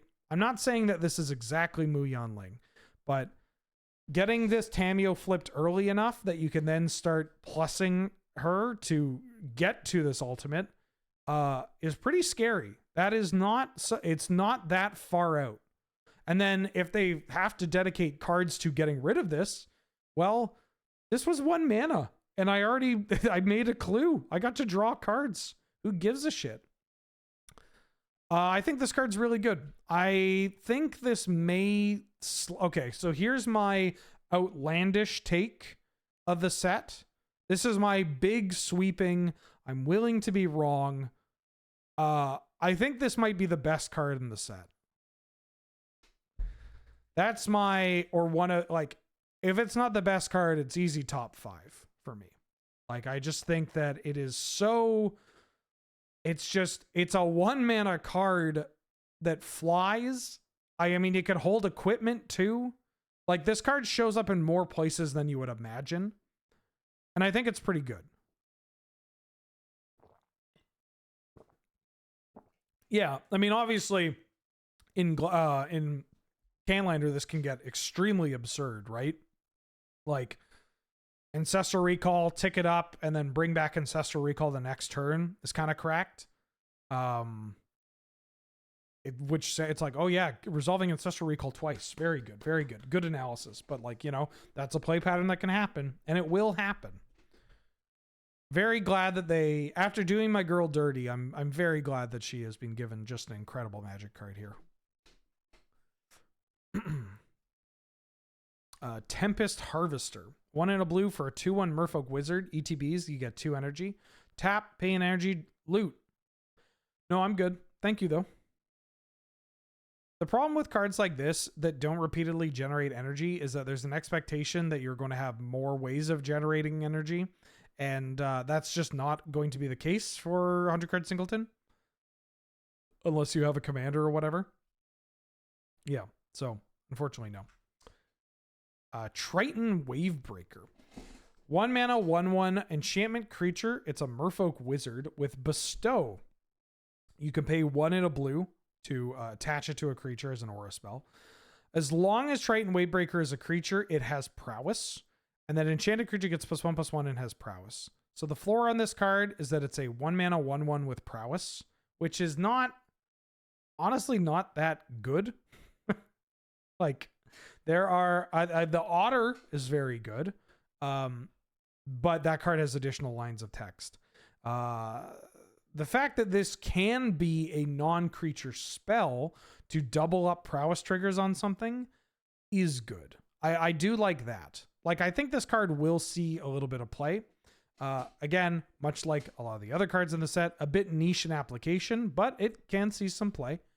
And it will do the thing that you want it to do, which is really all you can ask from a 1 mana card, The floor on this card is that it's a 1 mana card that is probably going to synergize with the rest of your deck. And then if it's not a 1 mana card, it could be a 2 mana card that synergizes with the rest of your deck. And that's pretty hard to be upset about, Tune the Narrative. 1 blue for an instant. Draw a card. Does it get into 1 mana cube? Yeah, probably. 1 blue for an instant. Draw a card. You get 2 energy. So I know I started this off by saying that, like, there's not going to be an energy deck. And I stand by But I do think that if there is a deck that plays enough energy cards, like if you end up being like a blue-red deck that just happens to have like 6 energy cards or whatever, and you want to have some more card draw or some more cheap spells, this is a totally reasonable card to include. Like, yeah, 1 mana, replace itself, help with the energy. It's fine. It does that job. You know? Jay bro, thank you for the raid. Welcome, folks. Welcome. How are you doing? How you been? I hope you had a good stream. We are playing no, we're not playing anything. I was going to say we're playing Cube. That was yesterday. We are talking about Modern Horizons 3. We're talking about the previews through the lens of Gladiator, Canadian Highlander, Cube, and Vibes. And we are almost done blue. Almost done blue. The next card. Volatile Storm Drake. 1 in a blue for a 3/2 Drake with flying and hexproof from activated and triggered abilities. Very odd line of text. I wonder what the rest of this card says. When Volatile Storm Drake enters the battlefield, you exchange control of Volatile Storm Drake and target creature an opponent controls. If you do, you get 4 energy. Then sacrifice that creature unless you pay an amount of energy equal to its mana value. So this is supposed to be a fixed Gilded Drake. That is also just not approximately $1 bajillion, I guess. Holy shit. Gilded Drake is $250. Jesus Christ. Yeah, Gilded Drake is not a card that has ever showed up in Canadian Highlander or, it's not legal in Gladiator. I don't know where you're going to be playing this. The hexproof from activated and triggered abilities is, they got that unlocked. They're like, no, just trading and then bouncing it back to your own hand off of a creature or whatever, or a planeswalker. I just don't see this card showing up. I don't see this card being that good or playable in our formats. Yeah. Just as a 3/2 flyer for 2, but it's not that, right? You have to exchange control. It's not a May. If they have a creature, you have to exchange control. Yeet the Rich, welcome back for the 39th month. It's actually pronounced former gifted child. We call that annoying. Thank you so much for all the support. I hope you're doing well. Glad to have you. Good to see you. Glad to have you. Good to see you. Okay. Oh, wait, no, I haven't looked at the guest cards. That's for that. Retro reprints in blue. We've got Dress Down, Hard Evidence, and Subtlety. We already have Hard Evidence on Arena. Dress Down. 1 in a blue for an enchantment with Flash. When Dress Down enters the battlefield, you draw a card. We aren't getting the retro reprints? I've been lied to. Is it just the... Wait, aren't these in packs? Oh, these are collector booster exclusives? Ew. Well, that stinks. All right, well, we're getting Subtlety. Subtlety, pretty good. Played in your blue decks. There's not much to say. These cards are... every single incarnation is just cracked. You should play Subtlety. New MH3 reprints are in play boosters. Well, yeah, I'd assume so. The cards that are a part of the set are in the set. But if they're only in collector's boosters, that's very weird. Spells should cost mana. I'm inclined to agree. I think that this card, there's something worth talking about for Subtlety, at least, is that I think that this card is going to, out of all the incarnations, this is the one that is going to have a larger impact in Gladiator than it does than it has had in Canadian Highlander. Because Gladiator is more board based, not as many free spells running around, and being able to, just tap out, and then they cast their big creature or their big planeswalker and just like, nope, subtlety you, or just hard casting the spell. This is just a really annoying spell to have to muck whatever the opponent's doing. Subtlety's great. Very, very powerful card. Auto include for sure. Auto include for sure. Is there anything previewed from the commander? That's a reprint that we're not getting. This is a new card, but it's bad, so I'm not going to talk about it. It's really bad. All right. On to black. Chthonian Nightmare. 1 in a black. When it ETBs, you get 3 energy. This is an enchantment, by the way. You pay X energy, sacrifice a creature, and return it to your hand. Return target creature with mana value X from your graveyard to play. Use this only as a sorcery. This card is extremely good. You can return, like Recurring Nightmare, when it does show up in Canadian Highlander, while you can use it to return the big scary cards, the Atraxas and the Archon of Cruelties and whatnot, it is mostly used to return cheap utility cards, right? Returning like a Reclamation Sage, or getting back even just like getting back Wall of Blossoms and stuff, getting back, even going up a little higher up the curve, getting back Grief, getting back Solitude, right? Like Grief and Solitude, 4 mana, 5 mana cards, like those we're starting to get up there, but it is not that difficult to get enough energy after just doing this a couple of times to get up to the big Haymaker card, especially given how much slower Gladiator is. I mean, it's slower, but it's still very fast, but it's a different kind of fast than Canlander. So yeah, just being able to like spend like on turn 2, being able to, well, turn 2, you probably don't have enough creatures. But yeah, this card, I'm trying to get too complicated. This card's fucked. This card is so good. It is very powerful.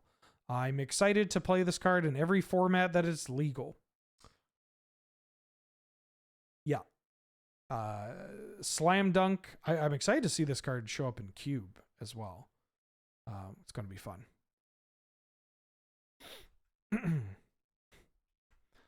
Crabomination. 4 black for a 5/5 crab demon with Emerge from Artifact. You may cast this spell by sacrificing an artifact and then paying the emerge cost reduced by the artifact's mana value. When Crabomination enters the battlefield, target opponent exiles the top card of their library, a card at random from their hand, and a card at random from their graveyard. And you may cast a spell from among the cards exiled this way without paying its mana cost. Huh?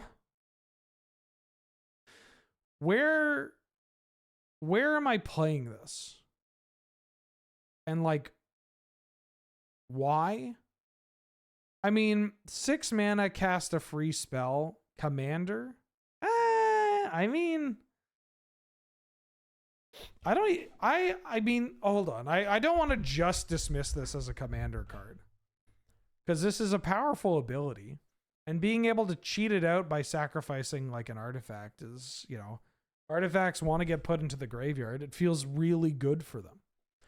You know how could you imagine how good it feels for an Ichor Wellspring to go to the graveyard?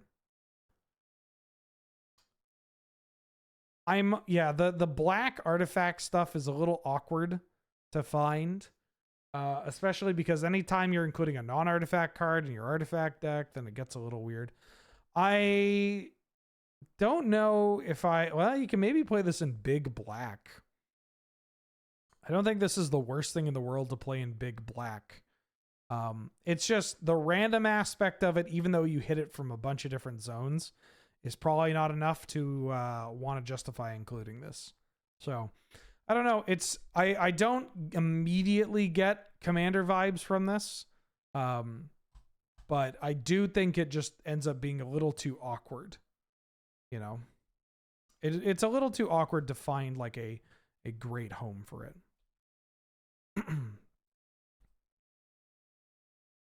This has a very funny name in German, doesn't it?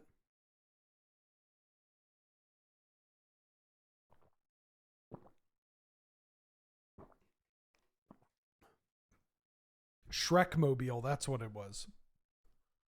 The Dreadmobile. Oh, this card's just really bad. I'm not going to talk about it. Is this one? Attacks each opponent, loses 1 life. Dross Claw, 1 in a black for a living weapon artifact. Equipped creature gets +1/+1. Whenever it attacks, each opponent loses 1 life. It's another living weapon card.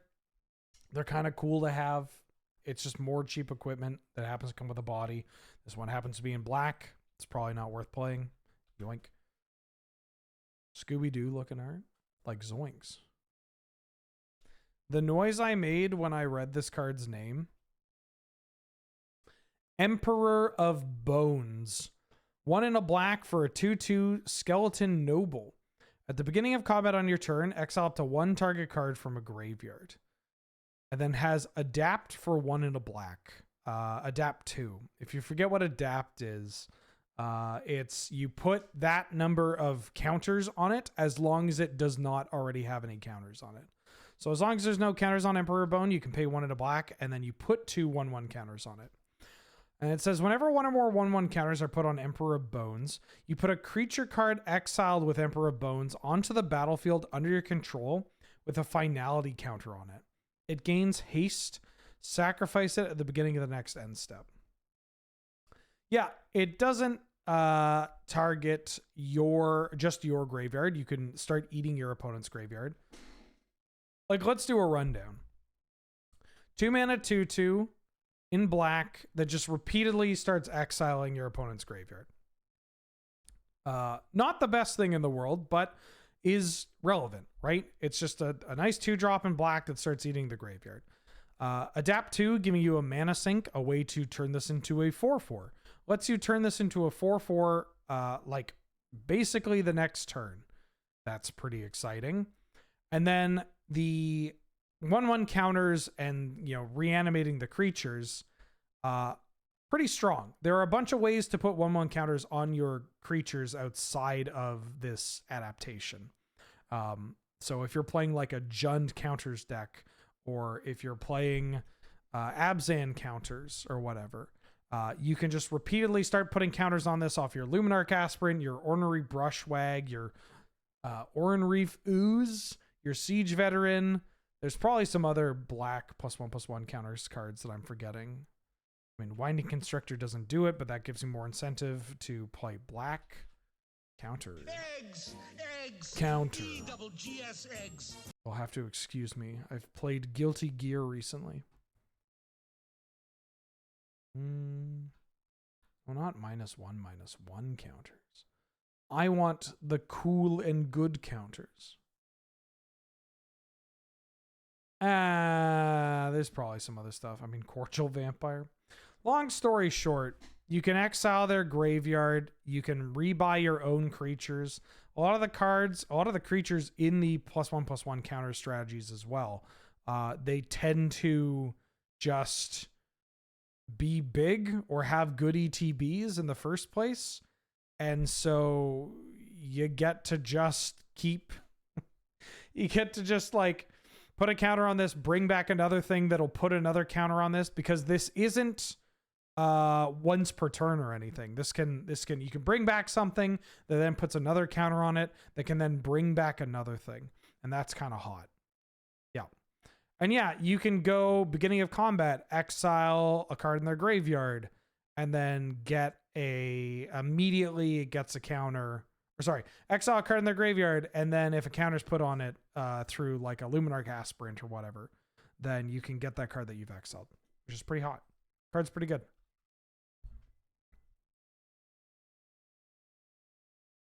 Fell the Profane. 2 black, instant. Destroy target creature or planeswalker.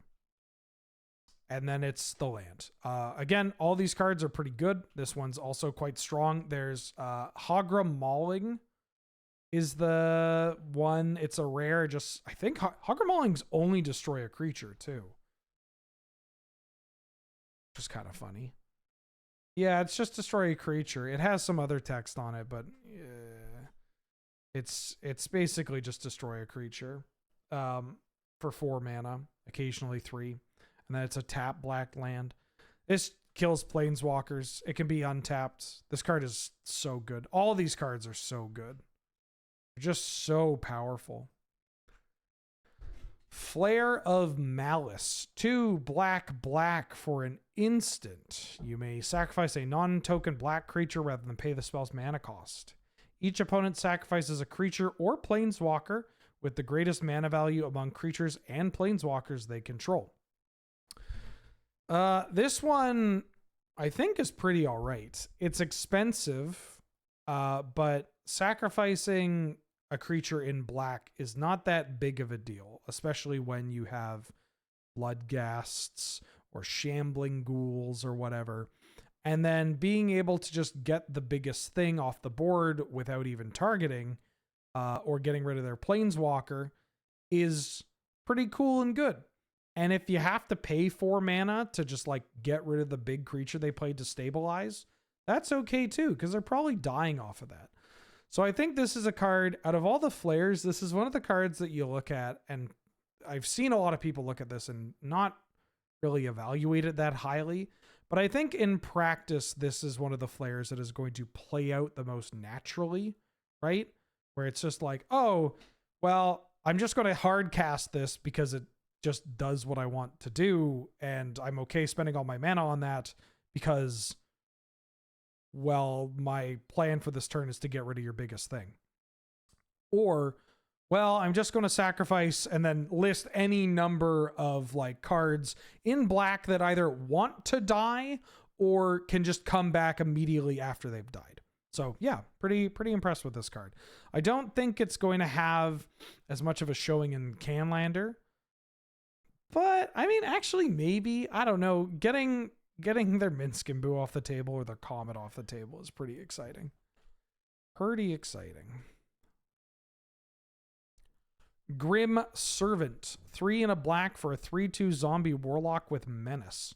When Grim Servant enters the battlefield, you search your library for a card with mana value less than or equal to the number of your devotion to black. Reveal it and put it into your hand, then shuffle. You lose 3 life. This is such a weird one, but I kind of love it. I do love these cards from the just from the design standpoint, because this is like the 3rd time we've gotten a card like this.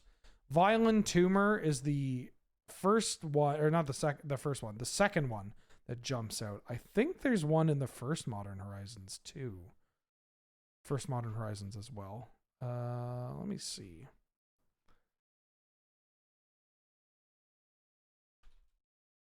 I also appreciate that this version of this card is just Soul Ring Tutor or Mox Tutor. Yeah, I mean, it finds lands, it finds Black Lotus, it finds Moxen. It can find, like, for 1 black mana, this can find Voltaic Key. This can find... what's the other card I'm thinking of? Walking Ballista. Like, so if we're talking about A plus black, the like mono black A plus B kind of combo deck, then this card is pretty good in that. Like, it does, well, it can fill the role of just being another tutor, but also being a tutor that, like, you can reanimate. That's kind of exciting. It also finds reanimate by itself. Yeah, I'm a big fan of this brand of creature where it is, if you know what it's a callback to, then you go like, oh, it's a Grim Tutor. Hey, everybody, look, it's Grim Tutor. But if you don't know what Grim Tutor is, then you just see this card and you're like, yep, that sure is a Grim Servant. Right? Like, it's just like, oh yeah, this guy, this is a guy. This is one of the guys. Yeah. I don't think it's going to see play outside of like combo applications, and the cost of this card makes it a little awkward, but I mean, for Gladiator, you might just want it, like, being able to play a card that is a body and a tutor is pretty nice. Although we have reanimate band, so what are you gonna do? Kirk Van Houten, son of Yawgmoth. Crick. 4 Phyrexian black for a 2/2 legendary Phyrexian horror minion with lifelink. For each black in a cost, you may pay 2 life rather than pay that mana. And then whenever you cast a black spell, you put a 1/1 counter on Kirk. This is an interesting magic card. I'm willing to give, it's also a reprint. I'm willing to give it a shot in like a big black or a black X combo deck. That again is a strategy where the combo version of that has existed, but has not been as successful as the just blow up all your shit, play a planeswalker and the game style deck. But this is like not a real ability. It's so expensive. That's the biggest issue, is that it's expensive and vulnerable. But this is like cheating on mana with life, which is pretty hot. If the format gets a bit more degenerate, this is another card that's going to be able to show up. We do have Dark Ritual. We have Necropotence. You know, we're going to get a new Necro from this set as well. Yeah. There's some cool stuff you can do with this card, but yeah, that's a lot of life. It's a lot of life and very vulnerable.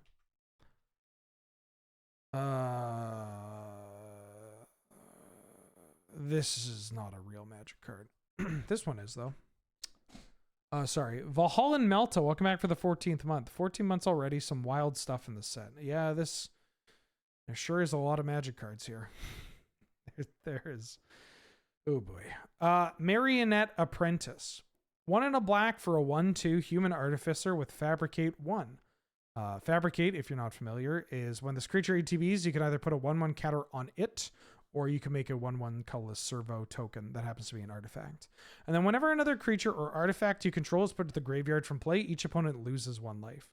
So this is a Zulaport Cutthroat style card that comes with another body, which is pretty nice. So you get 2 bodies for the price of 1.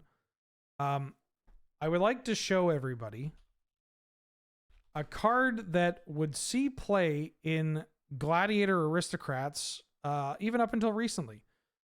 Lazotep Reaver. You know why? Because it's a 2-mana 1/2 that makes a body.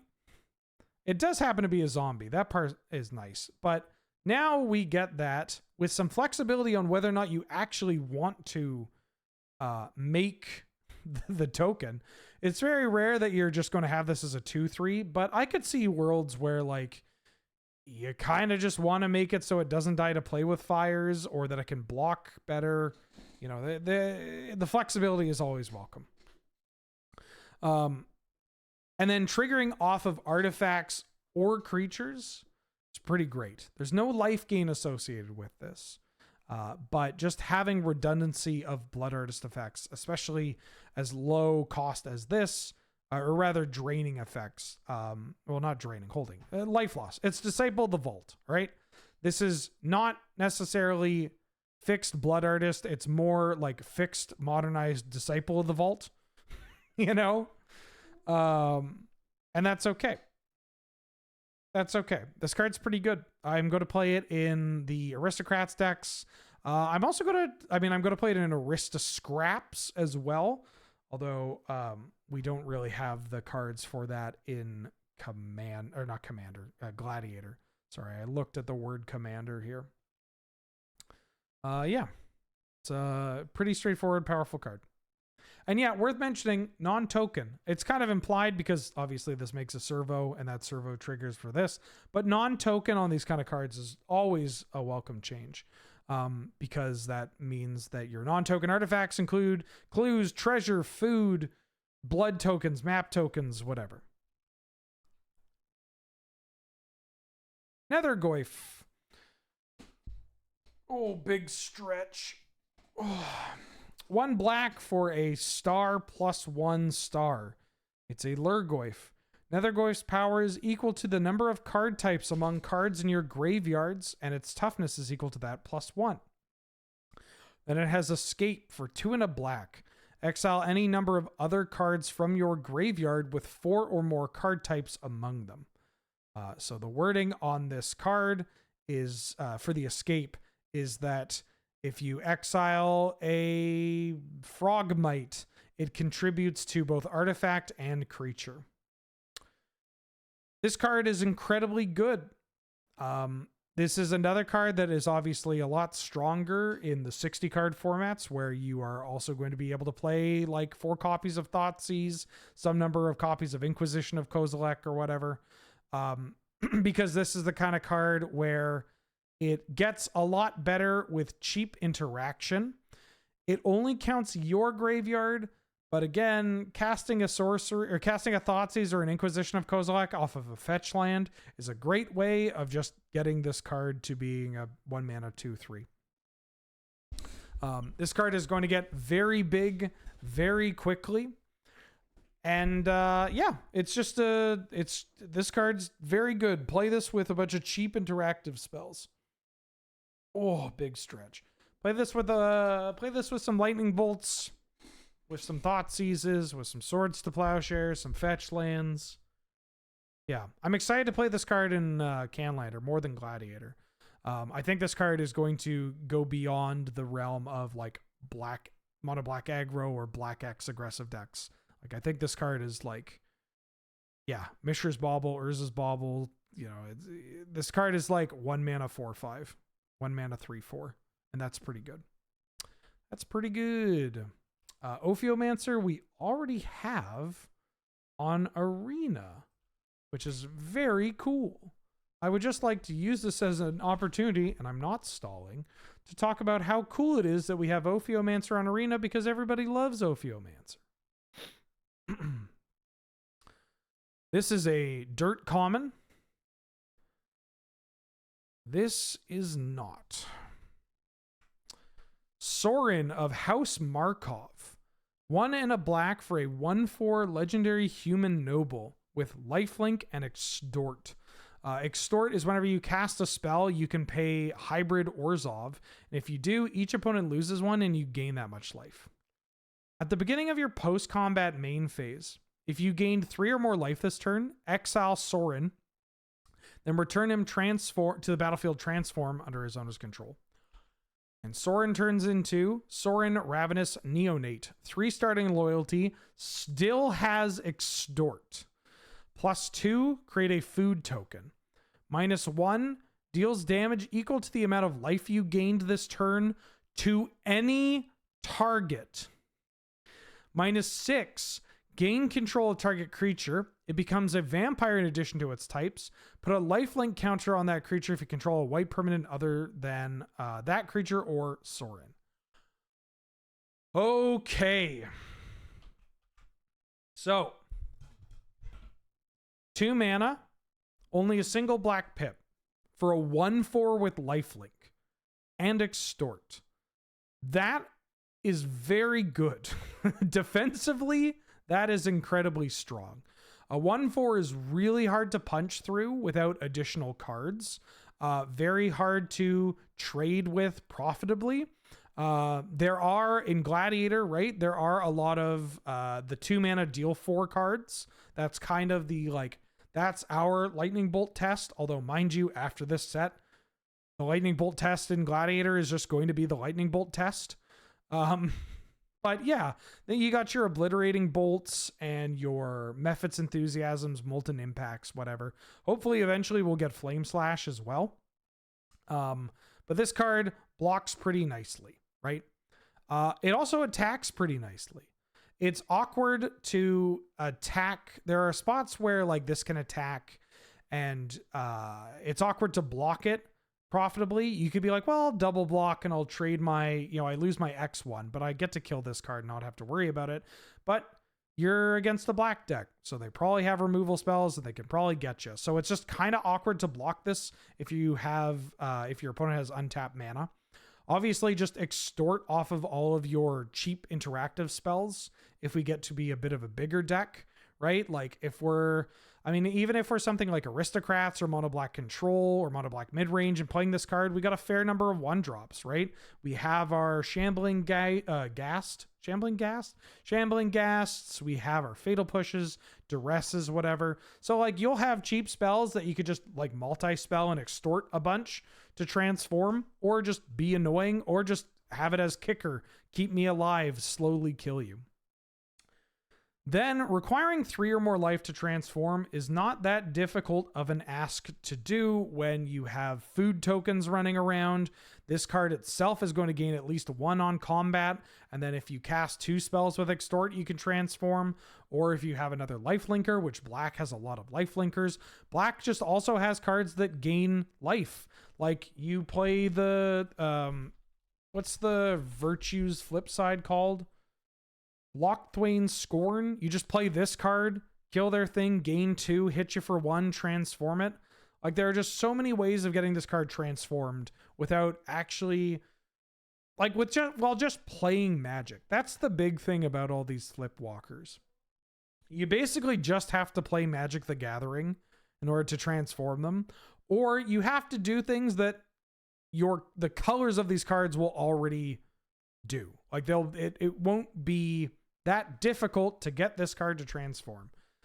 Then when it transforms, the Extort static ability, love it. Love it. Extort as a static ability attached to something that is not as easy to kill as a creature. Great. 3 starting loyalty, ticking up to immediately get to a to 5 loyalty and your food token. Also incredible. Or you hit them for 3, or you've gained 3 life. You then transform this, and then you get to Lightning Helix effectively, right? You've gained 3, now you can -1 and deal 3 damage to something.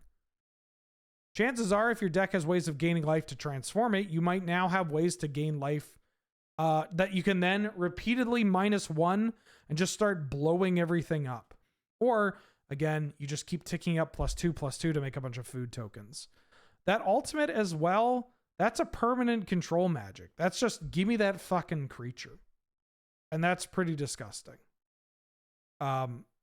This does require you to tick it up twice. But again, very cheap to hit the table. You're in black at least, so you have ways of kind of dealing with opponents' creatures or hand attacking any of their removal that might hit planeswalkers out of their hand. And then they finally like, okay, the only way I can get this is if I kind of overwhelm the board. And then you just like kill their thing that matters and then steal their other thing. And that's kind of wild. I think this card is incredible. I don't have it like as high as Tamiyo. I think it may end up being a little bit better than ajani. It's hard to say. Also, comparing these cards doesn't actually mean anything. It's just fun. Wow, look at all the fun we're having. But yeah, this card's kind of fucked up. It's kind of really annoying. Really annoying. I'm excited to play with this card. Toxic Deluge. We haven't gotten Damnation yet, but I'll take Toxic Deluge. Hell of a Magic card. 2 and a black for a sorcery. As an additional cost to cast a spell, you pay X life. All creatures get -X/-X. It's Toxic Deluge. It's a staple. This is one of the few Wrath effects that still sees play in Canlander.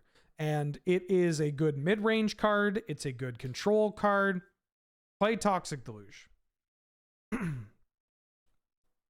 Victimize, we actually already have from, was it the special guests for OTJ?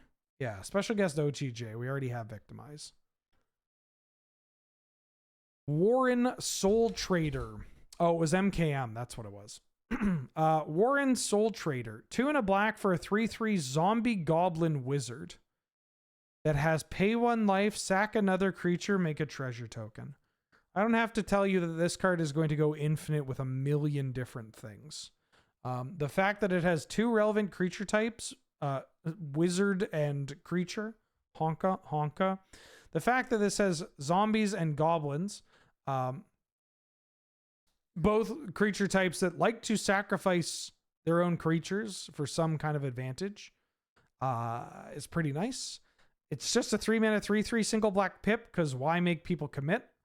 Yeah, it's pretty fucking good.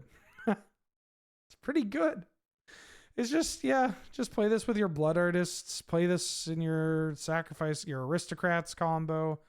In Canlander aristocrats, I think I still like this. I was kind of humming and hawing. Cameron asked me about this, and I was kind of humming and hawing about it. But I think I like it because it's just so easy to, like, sack a creature to get a mana, use that mana to attach Skull Clamp to something, sacrifice the Skull Clamped creature to get a treasure token and draw 2 cards, and then use that treasure to then put Skull Clamp on something. Now, I'm not saying we broke Skull Clamp, although we're very close. We're so close to making Skull Clamp playable. But there are play patterns in Canlander Aristocrats where this card is just, like, fucked up. And so, yeah, it might just be fine in that, especially because the mana cost is just... I can't believe this. Do they not print double-pipped cards anymore? Like, below 3 mana? It's Phyrexian Altar. No, this card's better than Phyrexian Altar. It's a creature. It's tutorable. Combos with great. Yeah, Gravecrawler is great. I mean, it gives you treasure tokens instead of just floating mana. Like, that's wild. That's wild. Oh, Tomry. There's just, I kind of wish we had more double pipped cards at 2 and 3. That might actually be my largest complaint about Modern Magic, is that there's not enough commitment required. Not enough commitment is asked of people. The mana is too good and the cards are too easy to cast. There's a worm coil engine thing, but I don't give a hoot. It's not very good. I'm just going to... I know these aren't coming to Arena. I mean, they're already on Arena, actually, but I just wanted to look. Special guests. Dismember. 1 black, or 1 hybrid Phyrexian black, Phyrexian black. Phyrexian black. Phyrexian. This is Dismember. You should play Dismember. It's really good. Yeah, this card's cracked. Gets around indestructible. This card's very good. Very powerful. Play this card. Grief. Holy shit, this artwork is great. Grief. Grief in 100 card formats, not as busted as it is in 60 card formats for a variety of reasons, but still very good. Grief in 100 card singleton is often just a, well, if I'm about to do something degenerate, want to make sure it gets through, then I'm going to evoke it. But a lot of the time, you're just casting this card as a 4-mana 3/2 that mucks a thing in their hand. That is, get this, that is very good. That is just like a powerful thing to do. That's a really I know this sounds wild, but you can spend mana on this card, and it's still 2-for-1s them. I know. Shocking, isn't it? And then we're getting Persist. Persist, hell of a magic card. 1 in a black, sorcery, return target non-legendary creature card from your graveyard to play with a -1/-1 counter on it. We don't have Archon of Cruelty. I don't actually know what we have. Here, let's see. Mana value, greater. I mean, we have Sarah. What is it called? Sarah's Emissary. I feel like I don't know cards by their name anymore. I'm just like, you know, that fucking guy that does the thing. What was his name? He always wore a hat. Yeah, Sarah's Emissary. That's the one. Very quickly looking it up. Oh, good. I'm just going to list a couple of the big idiots that we have available that are not legendary. That you might want to return off of Persist. Are you ready? Agent of Treachery. I guess technically Ancient Silver Dragon. Wait, do we not get Ancient Copper Dragon on Arena? Did they really give us 4 out of 5 dragons? We got the full cycle. Why is this not showing me? That's very weird. Got them all? Yeah, why is Scryfall not showing me? Agent of Treachery. Technically, all these dragons. Oh, Copper Dragon is... that. It's 6 mana? That card's 6 mana. It's a 6/5 flyer that makes 20 treasures. Card is 6 mana. Oh, like dragons used to cost something. That's so funny. Okay, hold on. I mean, you could get back Craterhoof Behemoth, which is kind of funny. You could get back, I mean, any of the Craterhoof Behemoths. Getting back Hoarding Broodlord is pretty cool.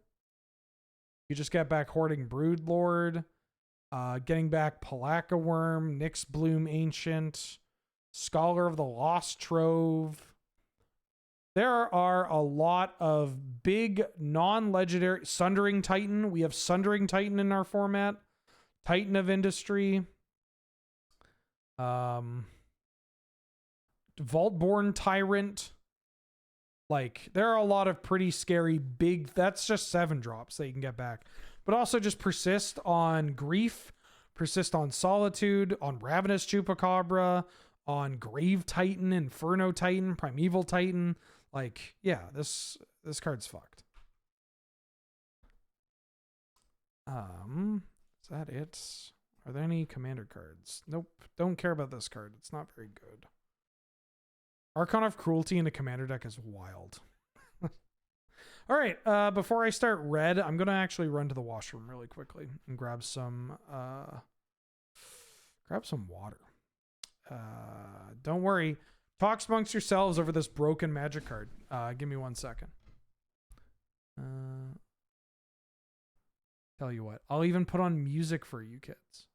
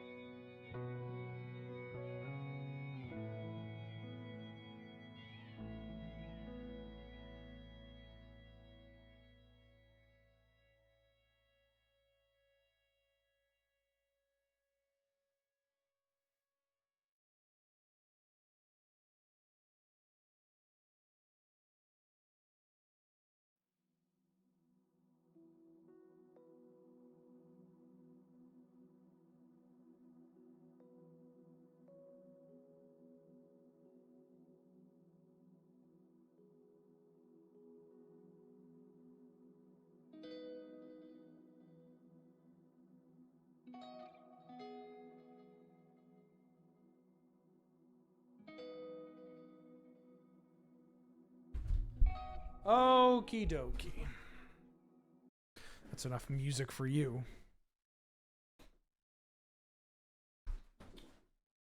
Amped Raptor. 1 in a red for a 2/1 dinosaur with first strike. When Amped Raptor enters the battlefield, you get 2 energy. Then, if you cast it from your hand, exile cards from the top of your library until you exile a non-land card. You may cast that card by paying an amount of energy equal to its mana value rather than paying its mana cost. This is another card that is incredibly fucked up in 60 card 4 of formats, but it'll probably be pretty good in our format too. Like, there are not a huge, like, if you hit a 3-drop, it's a bit of a feel bad or whatever.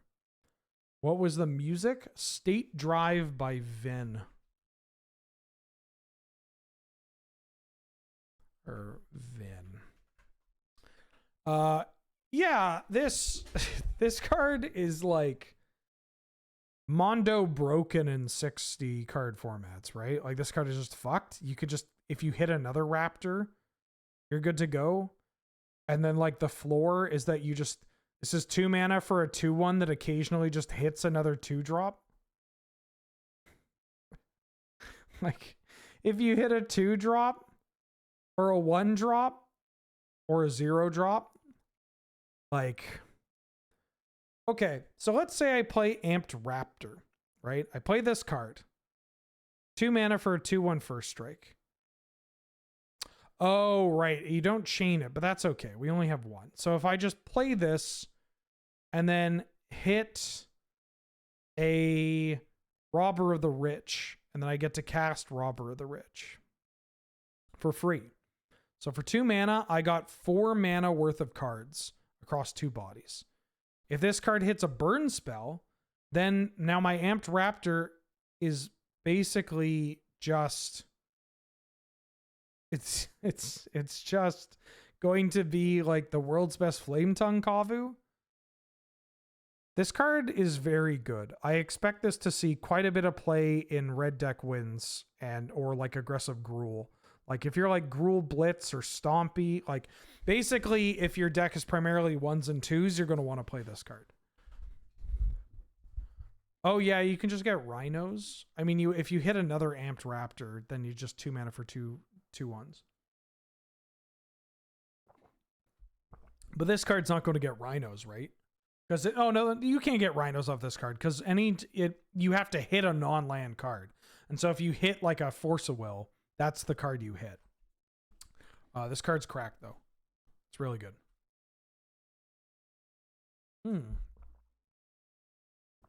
Cursed Mirror. This is a reprint.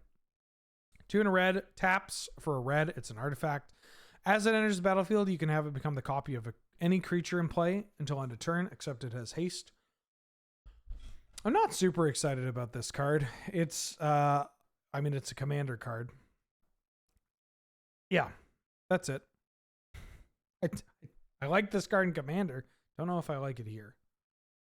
Oh, you know what I should do? I should smoke. 1 second. I'm not going to go out and smoke, but I'm just going to get it prepped while we look at this card and talk about this card.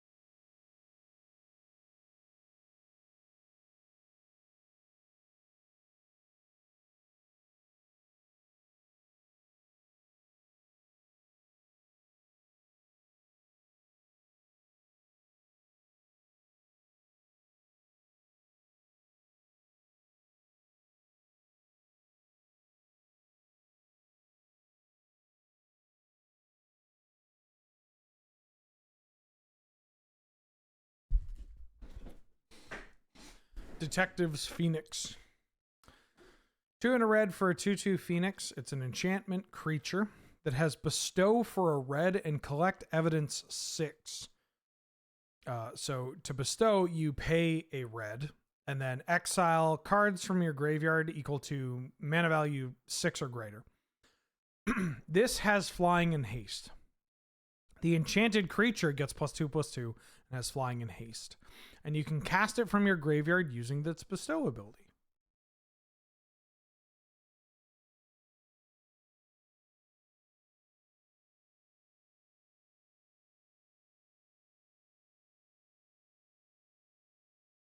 So, excuse me, had to take a pill. Oh shit, that's this Friday or this Thursday? Okay, it's Thursday. All right, we're good. Everybody calm down. We're good. We're fine. Everybody's fine. You're all doing great. Give up a round of applause, please, for everybody here. You're doing great. What the fuck was I talking about this card? I like this card, is what I'm saying. I think that the Phoenixes, I tend to evaluate Phoenixes a bit higher than most people. Certainly more than other red pilots. Mostly because anytime I face somebody playing a Phoenix, I am like, oh shit, how am I going to deal with this? Like, how am I going to trade with this card? I was pretty high on Bloodfeather Phoenix. I still like Bloodfeather Phoenix. Obviously, Phoenix Chick is not a Phoenix. That's just a good magic card. And Phoenix of Ash, the Theros Beyond Death one. Like, the fact that I don't run into the many Phoenix of Ashes anymore is kind of wild. Like, this card is, I think it's worse than Phoenix of Ash. It's also different, but like, you still need to play other cards in order for this thing to be relevant in the graveyard. But Phoenix of Ash, which I'll pull up on screen right now, itself just, you know, it just keeps coming. It's just so annoying and difficult to deal with. But I don't hate trying out this card in mono red. I don't think I would play this in Canadian Highlander, but for Gladiator, it's nice to have a little evasion here and there. Certainly to make any of your little dorky creatures that you play, a bigger, hastier, evasive. Which I think actually benefits the play patterns of Gladiator, where you're just more likely to run into like big donkeys on the board. And because of these donkeys, it gets a little awkward to kind of play the like jackal pup role, right? But cards like this do make that a little bit, a little more appealing, right? Pygmy Worm, welcome back for the 44th month. How you doing? How you been? Thank you so much for the support. Hope you're doing well. It's a long ass time. This art goes so hard. Oh my god. Flare of Duplication. 1 red for an instant. You can sacrifice a non-token red creature rather than pay the spell's mana cost. Copy target instant or sorcery spell. You may choose new targets for the copy. Sure.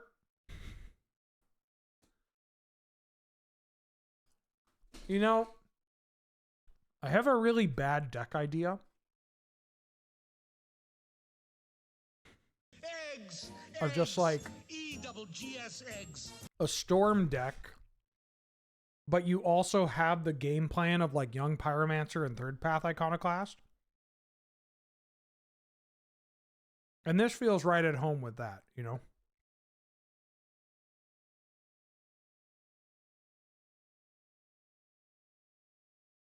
That's it. That's it. I don't think it's particularly good, but I kind of like that idea. I mean, playing Mind Goblin's Band and Canlander. Never mind. This isn't good with Iconoclast? What do you mean? You just sacrifice the Iconoclast. I'm not saying you sacrifice the tokens. You can't sacrifice the tokens made off Peasy anyways. I'm just saying that, like, when looking at this kind of card, what's the crossover, right? What are we talking about here? Where do all these abilities intersect, you know? So what's a deck where, like, what is a strategy where you are going to want to play Fork, but also you may have access to non-token red creatures, right? Can you dual caster mage with this? I don't think that does anything, actually. Hold on. No, it doesn't.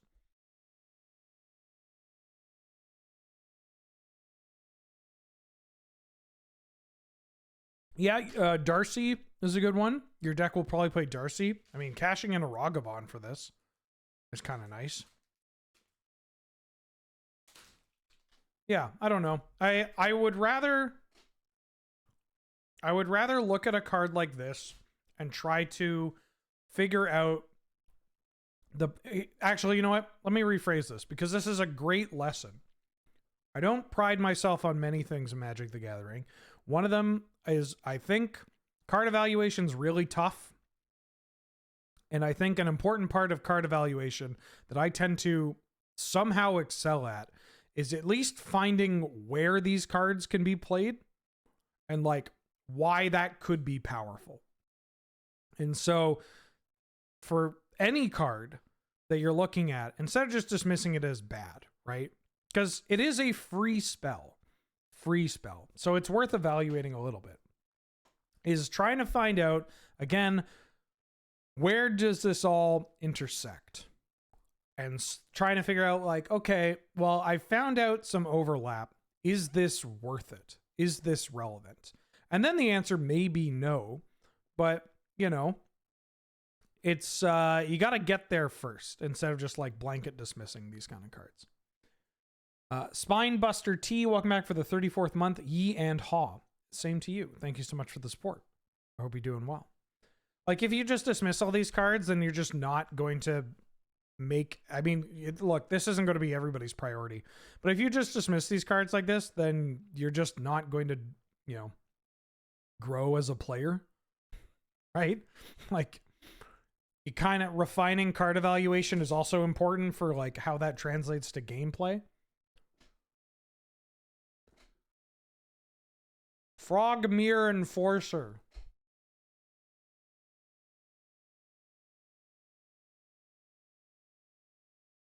I have a controversial take about this card.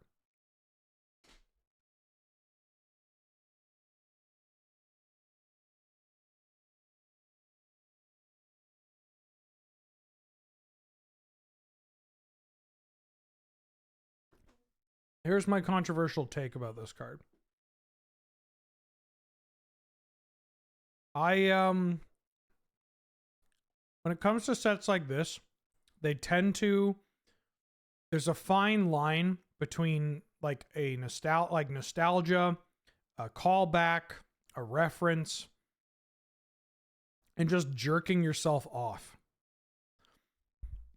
And I think one of the ways that you navigate that is dependent on how committed to the bit you are. And this one is in a weird spot because I like the fact that you have a Mirror Enforcer that is also kind of like a Frogmite. That's a cool design, right? Is that you could prototype it and it could be Frogmite or it could be Mirror Enforcer, right? That's cool. Those are two things coming together to make one cool thing that references affinity, right?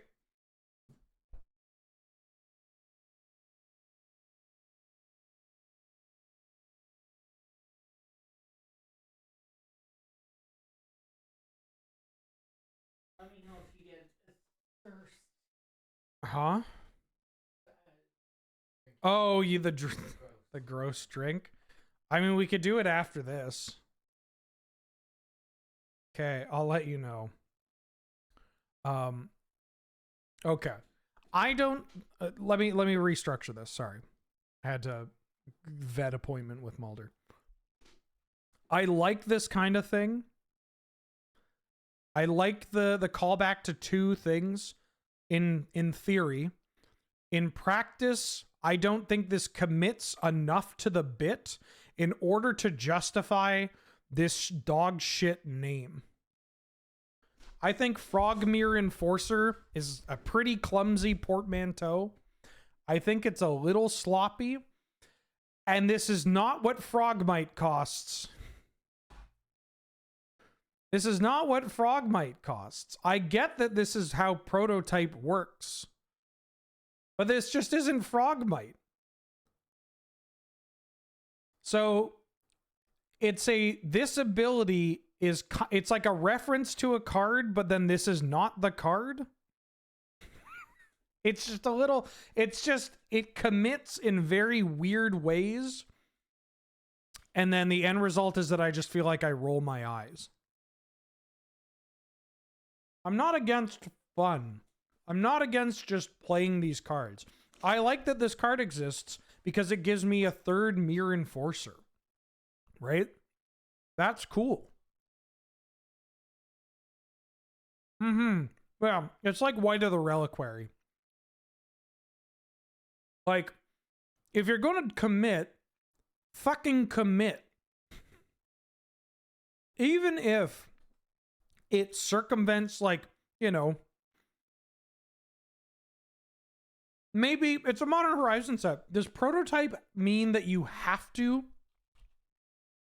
Does prototype mean, like, do the rules of prototype always account for a color? Even so, is there a way for them to have prototype without the color? Like, could they have done that?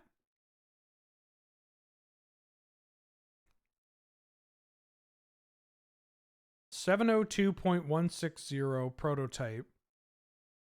A secondary set of power, toughness, and mana cost characteristics. And a player may cast a spell with prototype as the cost, and that card is prototyped. And it has a second alternative set of power, toughness, and mana cost characteristics. So they don't necessarily need to have this be 3 in a red. This could just be 4. Prototype does not explicitly say that it needs to have a color, right? I don't know. To me, it's very weird and kind of clumsy. And not even about, like, I didn't think about this card when I was having this thought, but I would just like to take a moment and talk about how cool Frogmite and Mirror Enforcer are as Magic cards. Now, this is prime nostalgia territory for me, but I think this is something that is kind of lacking in modern Magic as well. Like, this is, and this happens a bit. Like, Modern Magic does have this characteristic on cards, but they tend to be very cute about it, or very like, hey, look at this. Look at this. It's a little guy. It's like, it's all about little guys, right? I love it when my game gets goofy. I love it when Magic the Gathering is filled with whimsy, and I love the departures from the, like, ooh, we're tough and grim and hardcore kind of tropes that have plagued Magic for a long time, right? I fucking love that. I also really like when Magic just talks about the world and its inhabitants, and, you know, okay, you have a plane, but, like, it's more, the residents of a plane are going to be more, surely there will be more than just these legendary creatures or these humanoids or whatever. But they tend to do that with big cutesy, like, hey, can't wait for somebody to talk about this on, Twitter or whatever. But, like, this is just a thing that exists. They just fucking made up a guy, right? They just made this up. And I wish they did that more, you know? Yeah, I mean, I don't like loot. Loot is corny. It's very, like, the child. Which is not a bad thing in and of itself, but, I'm not a fan of loot. I'm also not in the right mindset to, like, dive into loot, because frankly, I forgot about loot until you mentioned it. Also, just like, yeah, you could just, like, look at this guy. This is just an absolute fucking unit. Just chilling. Hanging out.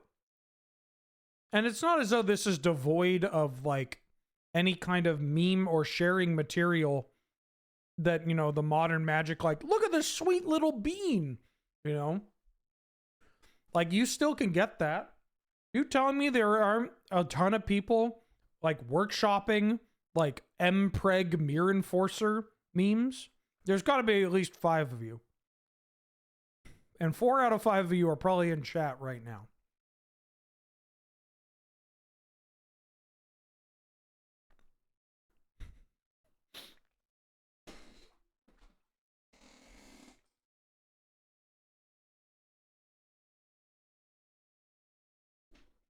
The M and M preg stands for mere.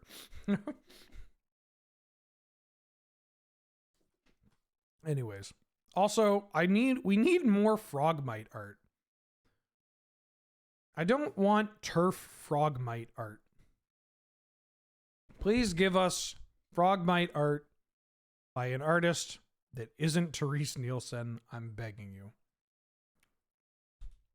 But as far as like cards go, yeah, this card's pretty good. All right. Now we're actually talking about the best card in the set. Or one of the best cards in the set. Galvanic Discharge. 1 red for an instant. You choose target creature or planeswalker. You get 3 energy. Then you may pay any amount of energy. Galvanic Discharge deals that much damage to that permanent. Great. This is 1 mana, instant speed. Deal 3 damage to target creature or planeswalker. But you don't have to use all your energy. So if I just want to kill somebody's mana dork, I can go 1 red, get 3 energy, pay 1 energy, and kill your dork. And that's great. That's really fucking good. Because then next time, let's say you cast like a Shieldred, I can Snapcaster Mage, Flashback Galvanic Discharge, get up to 5 energy, and then kill your Shieldred. And that is dope. That is so good. The fact that you can just like that recasting this card off of Snapcaster or Dreadhorde Arcanist, JVP, like that you can build up to a bigger hit is sick. Or if you just happen to have other kind of cards that incidentally add energy, then yeah, great. You could just potentially kill something pretty big. This card is great. It's incredible. It's really fucking good. Like, I'm Strangle's #1 fan, and yeah, big fan of that card. This card has some incredible art. Mulder is having a very gross poop in the background. Apologies if you hear some yowling and screaming. Glimpse the Impossible. 2 and a red for a sorcery. Exile the top 3 cards of your library. You may play those cards this turn. At the beginning of the next end step, if any of the cards remained exiled, put them into your graveyard, and then you make a 0/1 colorless Eldrazi spawn token for each of those cards put in your graveyard this way. Those tokens have sacrificed this creature, add a colorless. There is a mono-red Storm deck that has been slowly workshopped by a couple of Canadian Highlander degens, and this is a great addition to that deck. It's kind of a goofy deck that I would like to bring to like a Friday Night Paper Fight or a North 100 Showdown, where we try to play some really weird shit. Yeah. I love this artwork. It's incredible artwork. Justine Jones always knocks it out of the park. I don't think you can't really treat this like a Reckless Impulse style card. It's too expensive. This, like, making the Eldrazi tokens great, but this is like an act on Impulse. Is that the name of this card? Act on Impulse. The like 3 mana Chandra one. Yeah, the Act on Impulse. Yeah, cool. If you get enough of these, you can maybe build Mono Red Storm and Gladiator, but we don't have the rituals. Give us rituals already. Lelia is already on Arena, which is kind of funny. Meltdown. This is a sideboard card, and we don't play with sideboards. Mog Mob. Mog Mob. Red for a 3/3 goblin. Sacrifice Mog Mob. It deals 3 damage divided as you choose among 1, 2, or 3 target creatures. Very cool. Very cool card. Very cool card. There are already a ton of 3-drops in goblins. The 3-drops that see play in goblins are typically just... note 3 targets. It deals 3 damage divided as you choose among 1, 2, or 3 targets. What am I missing? You play this thing, you sacrifice it, and deal 3 upstairs. or you play this thing. I said creatures. Oh yeah, it goes to the dome. Sorry, I misspoke. I know this card goes to the dome because that's where it's likely going to go, to the dome. The casting cost is a little restrictive, but I bet this card will see, I mean, probably not in Canadian Highlander, but this card will probably see, certainly in Goblins, in Gladiator Goblins, but I could see this card showing up as like a, in like a medium red style deck or like a slightly thicker red. Like I look at Goblin Chain Whirler and I think, wow, how come we don't play as much of this card as we used to? That sounds like a boomer thing. Wow, we don't play Goblin Chain Whirler anymore because of woke. It's just, you know, in red, having a 3-drop that can also just spread a bunch of damage, having a 3/3 at 3 that can spread a bunch of damage is shockingly good, right? Like, I think a lot of people, when they think about red and how busted or how fast and powerful red is, they tend to just like forget that it does that while having a series of cards that aren't really statted like properly, or they're not statted equivalently to their mana cost or whatever. But yeah, just like a 3-mana 3/3 that could just like clear the board or go to the dome or whatever. That's pretty hot. That's pretty hot. What? Why are there so many versions of Power Balance? Power Balance. Red for an enchantment. Whenever an opponent casts a spell, you may reveal the top card of your library. If you do, you may cast that card without paying its mana cost if the two spells have the same mana value. Hold 1 second. Oh my god. Is she out of the washroom? Hold on. My cat, Mulder, just took the worst smelling shit that I have heard or smelt. This is unbelievable. Oh my god. Mulder. Well, at least she's pooping. Oh.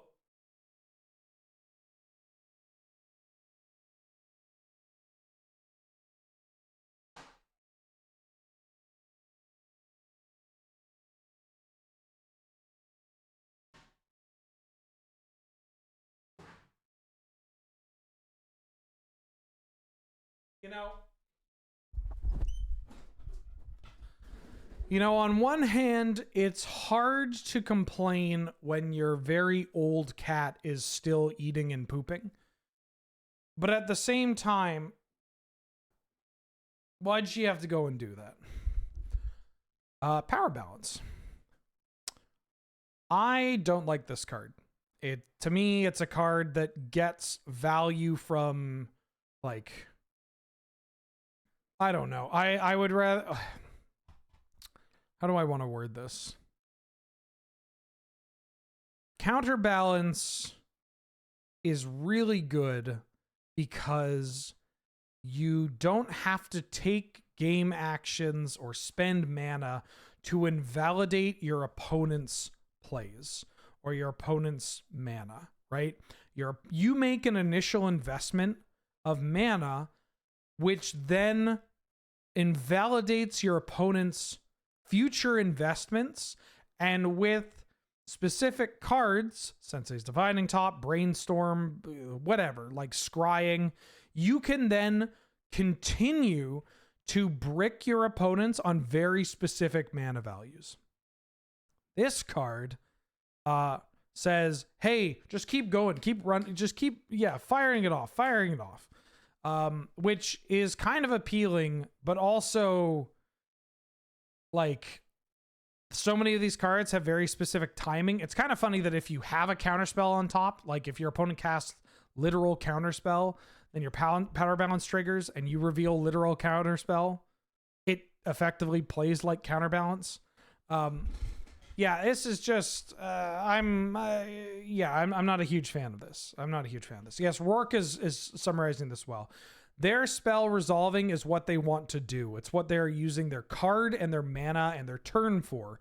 Whereas your spell resolving off of power balance is not always necessarily what you want to be doing. So yeah, it's a goofy enchantment.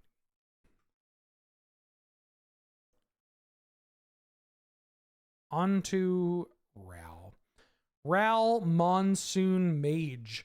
1 and a red for a 1/3 legendary human wizard. Instants and sorcery spells you cast cost 1 less to cast.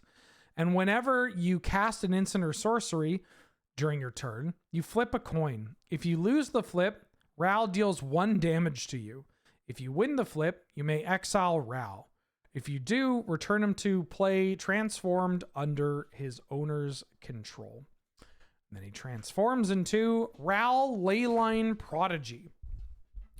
Ral enters the battlefield with an additional loyalty counter on him for each instant and sorcery you've cast this turn. And Ral's starting loyalty is 2, but again, if we are transforming him, it is likely that you've already cast a spell, so starting at least for 3, right? +1. Until your next turn, instants and sorcery spells you cast cost 1 less to cast. -2. Ral deals 2 damage divided as you choose among 1 or 2 targets. Draw a card if you control a blue permanent other than Ral. So it casts Electrolyze as long as it's twin bolt, but then it's Electrolyze if you have another blue. And then -8. Exile the top 8 cards of your library. You may cast instant and sorceries from among them this turn without paying their mana costs. This is a doozy. This is a doozy. We have 4 Goblin Electromancers now with this. Why do I keep just typing Goblin in Scryfall and thinking I'll be able to find Electromancer? So we have Goblin Electromancer, Baral, that new Drake from OTJ. I think it's from OTJ. The one that has like cost reduction for your spells, and then also just has a funny like ability that has to do with your commander. Thunderclap Drake, is that what it is? Yeah. So in Canadian Highlander, we now have 4 2-mana creatures that reduce the cost of instants and sorceries. Gladiator, we have 3. This card is kind of interesting in that it actually has a downside. Can you believe that? They printed a card with a downside on it. This downside is not as much of a downside as you'd think, though. Because if you lose the flip, you take 1, but you still get to keep Ral. And you are playing this, if you are playing this card, it's because you want the cost reduction. And so while obviously it's not great for you to take, chip damage over and over again, if you lose the flip, you still will have access to the reason why you are playing this card, right? Which is pretty nice. Then when it transforms, you are going to still get access to the cost reduction, which is pretty nice. You get access to the cost reduction, but you also get access to something that can potentially pick off a Thalia, which would be kind of annoying. But again, you just get access to the cost reduction. So this Ral is weird because if this card did not have this block of text down here, the triggered ability, I think people would be a lot higher on this card. If this was a card that wasn't named Ral, yeah, you could also exile him. The flip is a May. I mean, chances are you want to flip this anyways, because it just gives you a card that is easier to take advantage of, right? It's just there are more fatal pushes and swords to plowshares running around than like this thing. So you may want to play Ral, immediately cast a spell. If you get the option to transform, just transform it and then protect your stuff, right? You just like Ral into a Shimmer possibility, you win the flip, and then you're like, that's fine. I'm going to transform this, and now I have this planeswalker that you can't really kill, or you can't kill super easily. Yeah, this card, if this card just was a Goblin Electromancer that's a 1/3 and only in red, this card would be very good. Like, people just, they would look at this and go like, oh yeah, this card's great. I'm going to play this in the Goblin Electromancer, like, storm lists.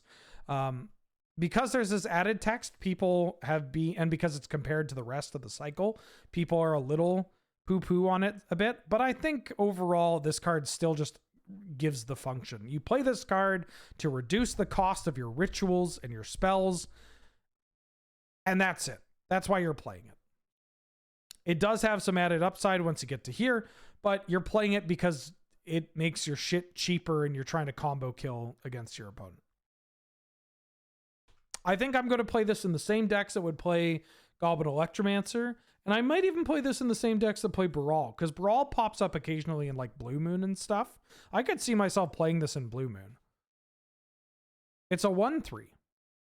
It doesn't have the loot on the countering, but like being able to flip and then like muck their stuff is, you know, that's not nothing. Reckless Pyro Surfer. 1 in a red for a 2/2 haste human scout with landfall. Whenever land enters the battlefield under your control, Reckless Pyro Surfer gains battle cry until end of turn. And yes, they clarified this. Each instance of battle cry triggers separately. I think this card is really fucking good. 2-mana 2/2 haste. That's fine. How many times do you kick a bloodthirsty adversary in the first place, right? And then just like playing this, playing my land, attacking you, and then buffing the rest of my team, great. Playing this with a fetch land, great. Like, it is, yeah, this, I think this card is pretty good. I plan on playing it myself, and I imagine I'll see it across the table from Boros, like humans decks, red deck wins. Like, it just kills people. I'm not really, I'm not the person to go to in regards to Gruul toxic, but it is like my assessment is, oh yeah, this is like, if you're a Gruul, like an aggressive Gruul deck that just happens to have like mana dorks, those mana dorks are now attacking for 2, and that's pretty relevant. Is battle cry here supposed to stack itself every time? Yeah, that's the last line of this card actually clarifies that. But yeah, it stacks. Yeah, small Gruul, I like it. Skoa, Ember Mage. 4 red for a 4/4 legendary goblin wizard. It is a common legendary creature. Isn't that wild? When Skoa enters the battlefield, it deals 4 damage to any target, and then has Grandeur. If you don't know what Grandeur is, you should listen to Shivam and Wheeler Love Magic. You discard another card named Skoa from your hand, and you sacrifice 2 mountains to cast Fire Blast. I don't think this card is going to be playable in 100 card singleton, as it is a 6-mana 4/4 that, you know, domes something. That's not nothing, but also Grandeur doesn't do anything. You could play Inferno Titan instead of playing this. You could play Muxus instead of playing this. Spawn Gang Commander.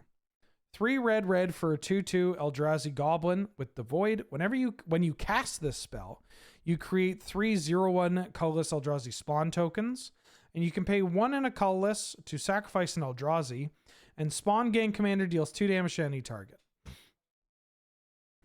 I like this card. I mean, I like Siege Gang Commander. The problem is that these tokens can't attack. And the strength of Siege Gang is that, I mean, for one, Siege Gang is going to let you throw any goblin. And if you're playing Siege Gang in a goblins deck, you're going to have goblins and you can throw your goblins, etc., etc. This does not put 5 power on the board. This puts 2 power on the board. And also the amount of colorless mana you have is going to be limited. And so you can't just dump everything into throwing your board at them. So I like this card in concept. I haven't mentioned it much. I'm excited to play this card in Commander. I would like to play this card in Commander, but not here.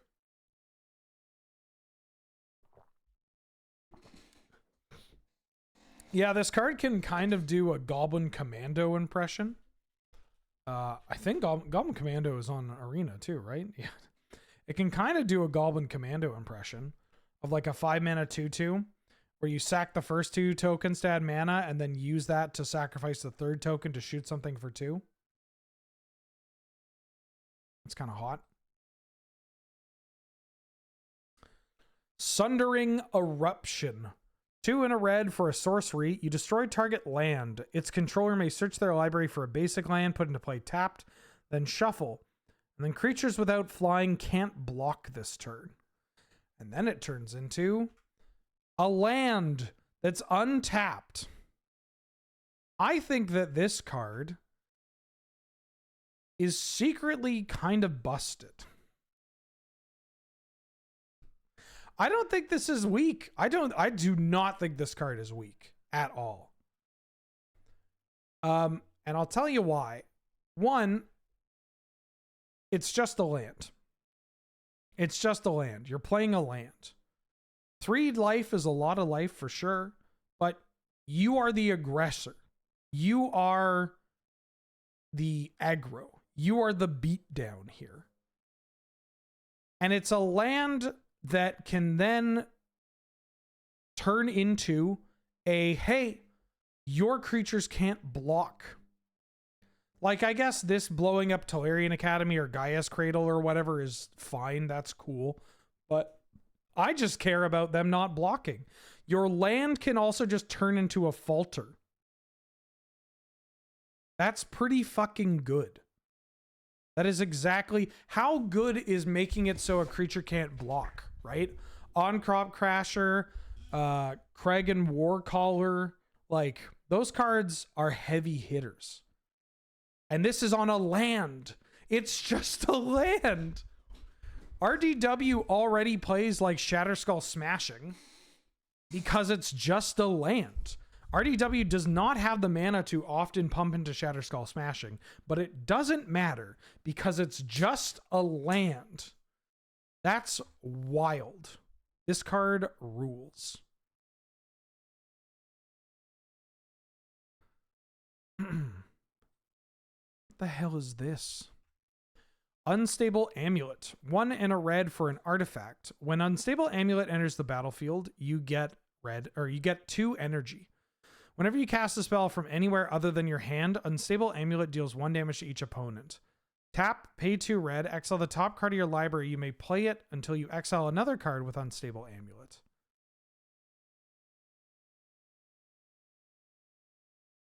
Uh-huh.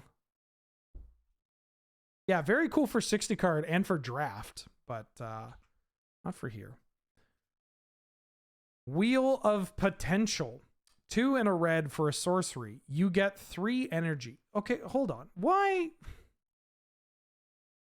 This is bid infringement, right? This is bid infringement. If you're going to do the thing where you show all the energies, like if you're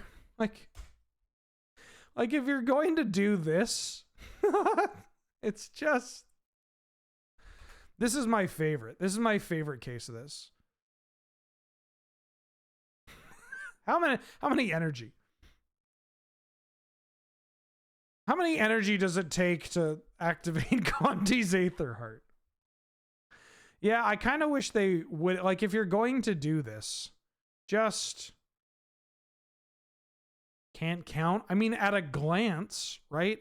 So much of Magic the Gathering is about communicating the board, but doing so without actually requiring you to look, process, and internalize that information, right? So much of Magic the Gathering is being able to recognize, you know, that's a Savannah Lions, that's a 2/1. Got it. What? This shit at a glance you cannot do. Or at the very least, a lot of people struggle with this at a glance, right? Anywho, I just think it's very funny that they're like, you get energy, parentheses, 3 energy counters. Then you may pay X energy. Each player may exile their hand and draw X cards. If X is 3 or more, or sorry, if X is 7 or more, you may play cards you own exiled this way until the end of your next turn. I don't like this magic card. I think it's pretty bad. I don't like it when draw 7s are a may. And yeah, that's it. Great. We've got a special guest. Actually, I'm a little curious about the retro reprints. We have all these cards anyways. Special guests. Fury.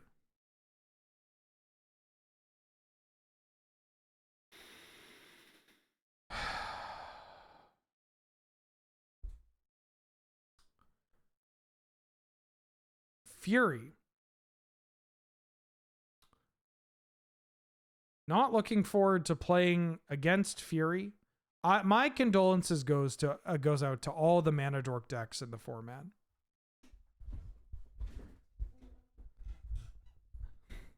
My condolence.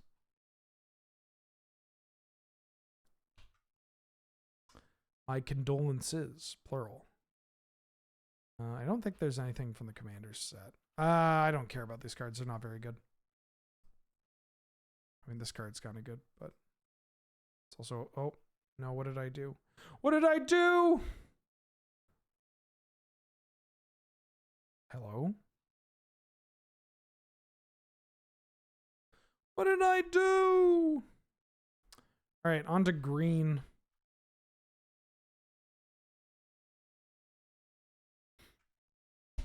Basking Brood Scale. 1 and a green for a 2/2 Eldrazi Lizard with Devoid. Pay 1 and a green to adapt 1. So if it has no 1/1 counters on it, you can put 1 on it.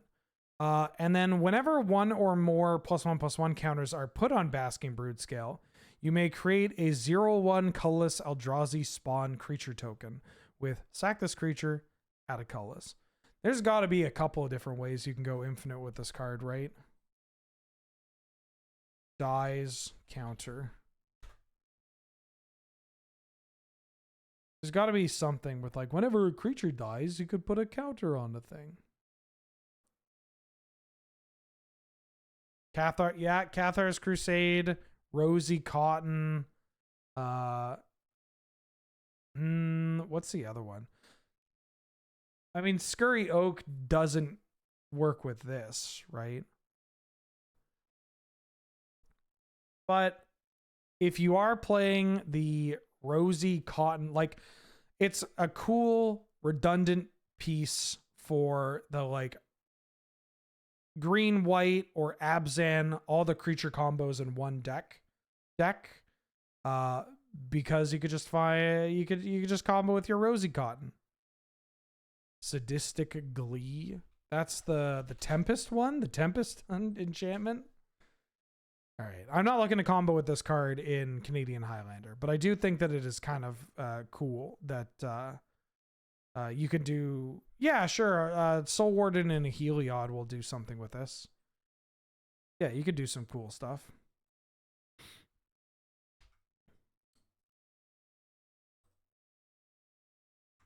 Bridgeworks Battle.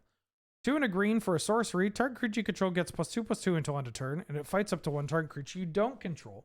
And then it's a land. Get this. This card's good because it's a fucking land. It's a fight spell that also pumps your own creature. And it's a land. The cost of inclusion has never been lower. Christ. Collective Resistance. 1 and a green for an instant with Escalate for a green. You can pay this cost for each mode chosen beyond the first. Destroy target artifact. Destroy target enchantment. Or target creature gains hexproof and indestructible until end of turn. 3 mana to destroy target artifact and enchantment. Or destroy target artifact and something gains hexproof or enchantment and hexproof, etc.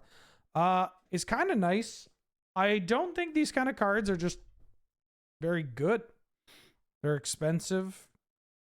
They're flexible, but they are a little like, if I'm playing this card because I know that I can give one of my creatures hexproof, that I feel like I'm just a deck that is already going to be playing like Rex Sage and help me, Gem Razor, those kind, like I'll have ways of blowing up artifacts and enchantments, and I'll have better ways of giving the creature hexproof. I know this can do it all, but it's also just a spell. So I would rather just play something else other than this card. Oh, yeah. Disciple of Frailes. 3 green, green, green for a 3/3. When Disciple of Frailes enters the battlefield, you may sacrifice another creature. If you do, you gain X life and draw X cards, where X is that creature's power. It happens to be an elf druid as well. And get this. Are you ready? Are you ready for it, chat? That's right. It's also a land. Wow. The cost of inclusion has never been lower. Cool. This is one of the lands, though, where, unlike the other cards, this is a more expensive card, right? This is a 6-mana creature, and paying 6 mana for this kind of effect is not exactly where you want to be. That said, it is also a land. It's also a land. And for what it's worth, the front side is an elf, which elf decks tend to have a bunch of mana. Elf decks may have access to cards. I mean, is there a way? This is one of the ones where it's like kind of neat to be able to cheat, right? Like cheating this card, playing it as a land and then flickering this card is pretty good. Like that's genuinely quite powerful. Because then you get this big old sacrifice creature. God, she's staring at me. Please stop looking at me, miss. Please, it's making me uncomfortable. Yeah, I think this card's pretty good. Mostly because it's a land. Like, I don't know. What do you want me to say? It's kind of neat that, like, if you do that, you get to play this land that can also just become a 6-drop creature that, I will mention a couple of cool things, especially for, Craterhoof in, Highlander. Although some of these apply for Gladiator as well, mostly because we have all these cards in Gladiator. But this is a land that you can find off of Fierce Empath. So Fierce Empath now can also find a land, much like how Recruit of the Guard, Imperial Recruiter can also find a land now. It being a 6-drop means that you can Eldritch Evolution this card into Craterhoof Behemoth, which is pretty nice. You can Neoform this card into Atraxa, which is pretty cool. Like, there are a lot of little things that make this card shockingly good. Or should I say boltingly good. Life-sized toy. Oh, fuck. That's a hell of a username. Life-sized toilet. Welcome back, or welcome to the stream. Thank you for subscribing. Hell yeah. That's such a good username. Holy shit. Oh, yeah. That's great.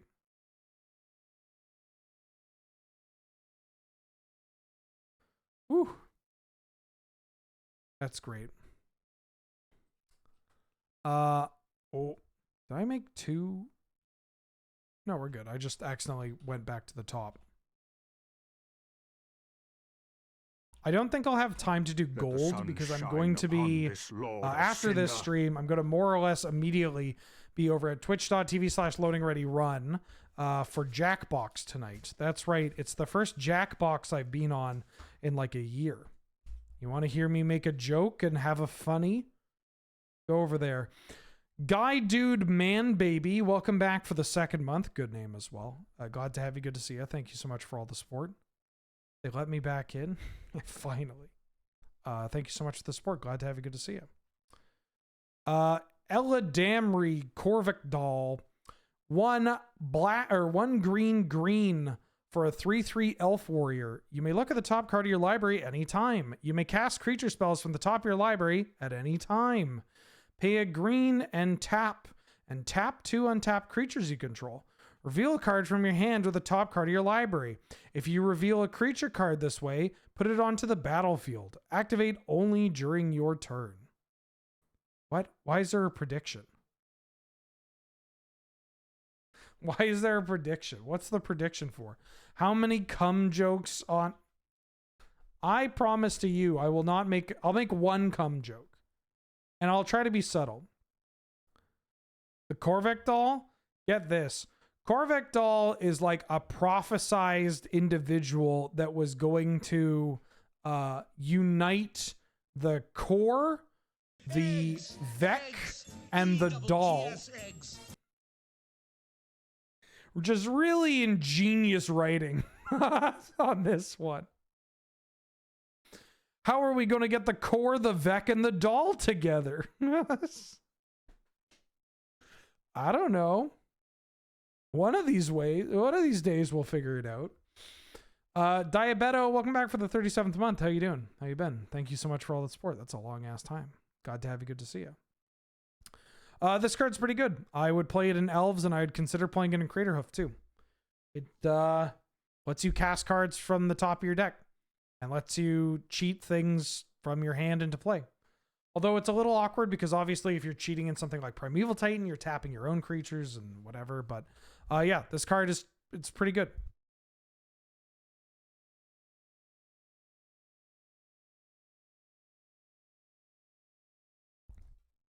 Yeah. Play this in your elf deck or your green deck that cares about a bunch of creatures. You could even play this in like monogreen big cheats, maybe. I don't know. 3-mana 3/3 for that deck that doesn't do anything outside of this. Might be a bit of an ask. This card's closer to like Beast Whisperer than anything. But it's quite good. Ooh. Evolution Witness. 2 in a green for a 2/1 elf shaman mutant with adapt for 1 in a green. Adapt 2. Whenever 1 or more 1/1 counters are put on Evolution Witness, return target permanent card from your graveyard to your hand. I really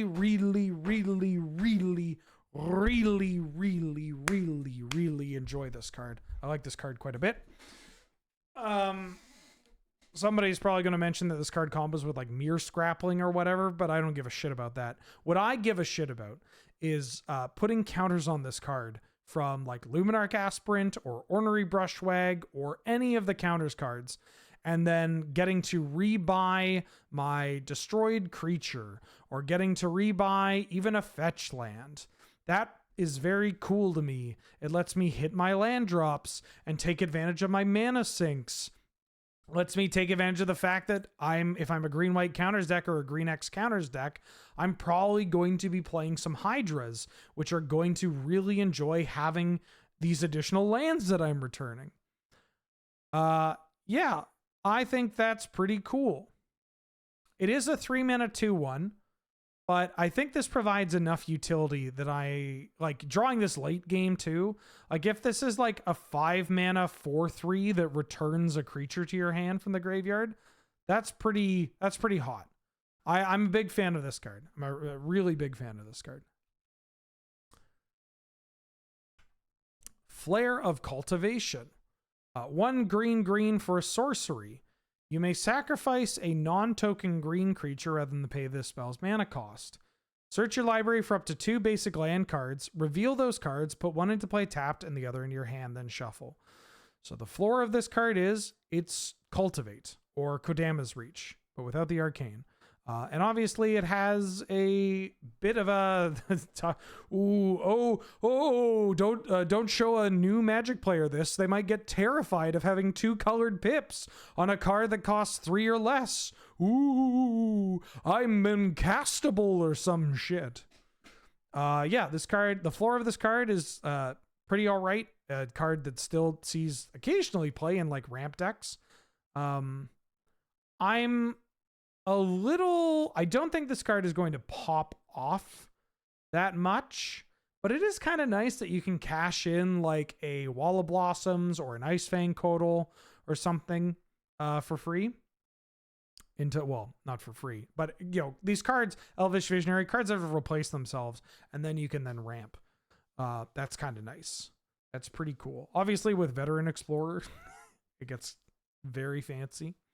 Yeah, this card is pretty straightforward, right? It's one of the few flares where I'm like, yeah, I guess I might want to like tap my elf, cast this flare, sack the elf, then find my land, and then play a big thing if I really need to. Yeah. Great and command. Oh, yeah. My favorite little lady, other than Mulder, Grist and Tamiyo. Grist, voracious larva. 1 green for a 1/2 legendary insect with death touch.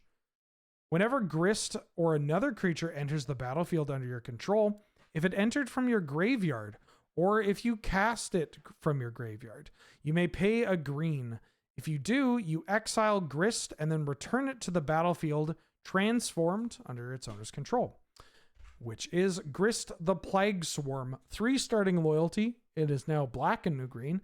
Pay +1. Create a 1/1 black and green insect token, then mill 2 cards, and put a death touch counter on the token if a black card was milled this way. -2, disenchant, or I guess naturalize. -6, for each creature card in your graveyard, create a token that's a copy of it, except it's a 1/1 black and green insect. Let's talk about this card.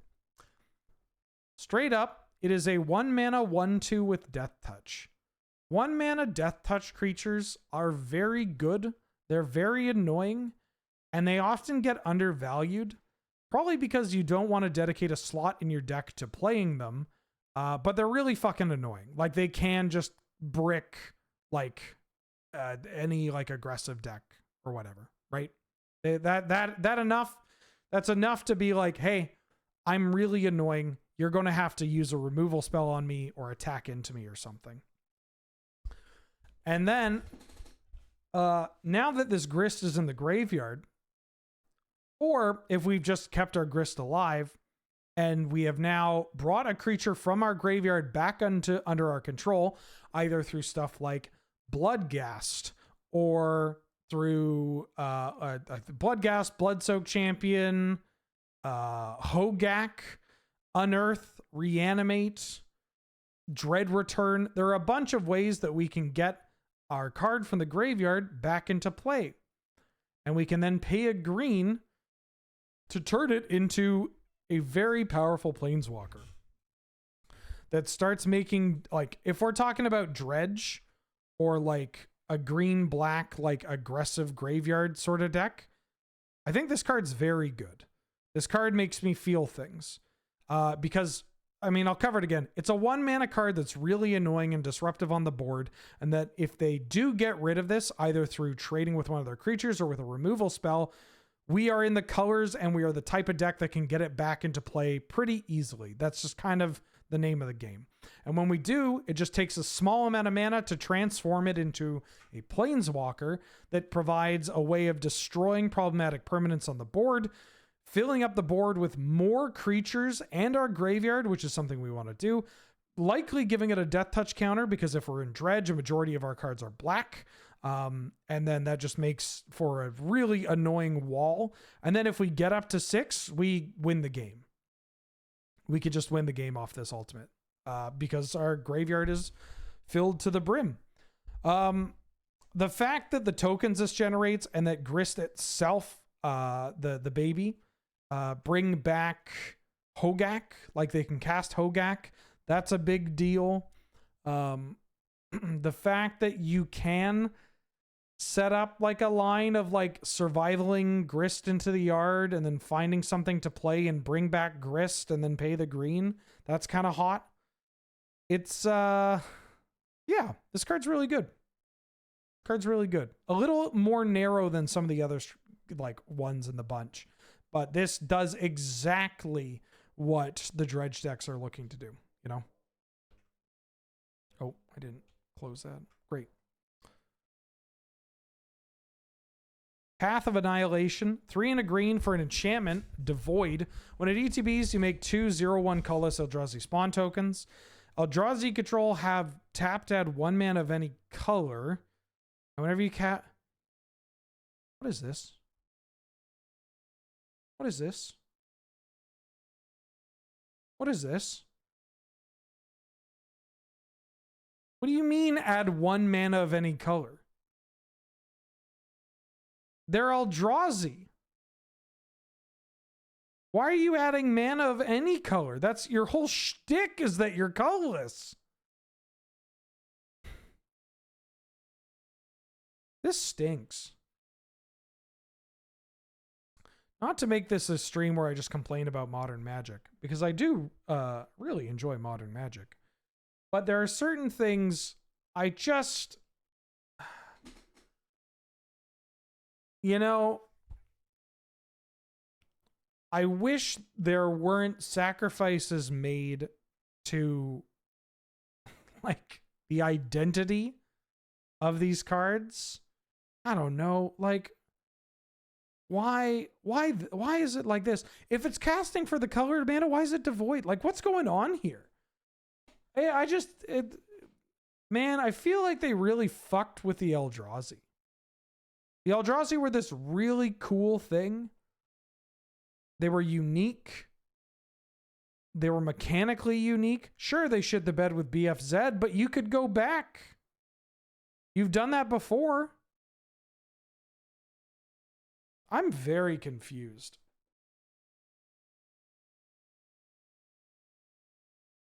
I'm very confused. Why are the Eldrazi adding the mana? What's going on here? Priest Titania. New card coming to Arena. This card's cracked. Play it in your Elves decks. Play it in your Mana Acceleration decks. Even if you are not an Elves deck and you are a deck that has Mana Acceleration, like a Monsters deck, you should play Priest of Titania. This card adds so much fucking mana. And for those of you not familiar with this card, it's not just your elves. This adds green for each elf in play, meaning that if you're in a mirror match or against somebody that also just happens to have elves, congratulations, you're going to be adding a shitload of mana. Just so much mana. More mana than you can handle. This is a fight spell. I don't give a hoot. Costs so much mana. God, how many more green creatures are there? Okay, there's not that many. 6. 2 and a green for a legendary creature, Treefolk. It's a 2/4 with reach. Whenever 6 attacks, you mill 3 cards. You may put a land card from among them into your hand. And as long as it's your turn, non-land permanent cards in your graveyard have retrace. You may cast permanent cards from your graveyard by discarding a land card, in addition to paying its other costs. This card's kind of funny because when I saw this, maybe I'm just power 9 pilled, but I saw this card and I'm like, whoa. So I could just like cast Black Lotus and then pitch my land to recast Black Lotus. And just for every land I have in my hand, I could just replay Black Lotus. Sick. But I do like this card. I am a little worried about it being a 3-drop. I think there are so many 3s in the lands decks. For both, I mean, honestly, for both Gladiator and Commander, Canlander. There are so many 3s. I know that this is 2 3s. Honk, honk. But it's a glutted mana slot on the curve. That said, this second ability is kind of fucked up. It's kind of fucked up. Doesn't die to Bolt, still gets Caracas, but this second ability is kind of wild. This is kind of funny. This makes me want to build a lands deck, like a mono green or like a green red lands deck, where my points are Black Lotus and Strip. I get an extra point. I don't even know what I'm doing with that. Is Natural Order 1 point yet?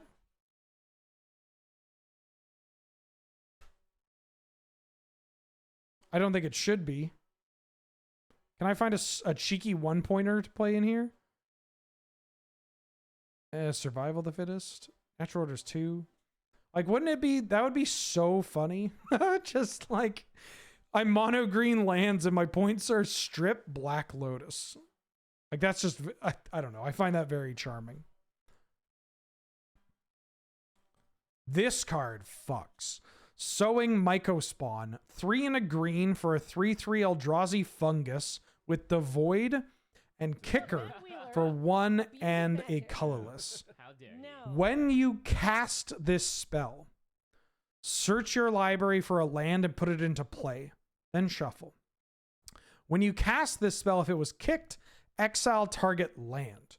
So this is a callback to Reap and Sow, a 4-mana sorcery from Darksteel that has blow up a land or tutor for a land, and you can entwine for 2.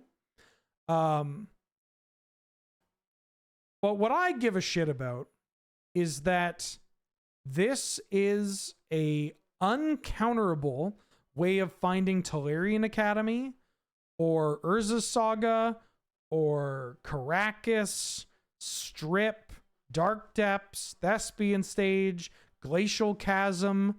It finds any land into play untapped on cast. They can counter this card. That doesn't matter. Just like casting this, finding a Caracas. Holy shit. Yeah, this card's cracked. Not to mention a little minor thing here. Because it's devoid and it's colorless, this means that you can cast it off the top of your library because of Mystic Forge. Because it is a colorless spell. So it's worth mentioning to people that are going to include this in their Paradox decks or their Academy decks. If you have Mystic Forge, you can cast this off the top of your library with the Mystic Forge. There's also somebody with a weed whacker.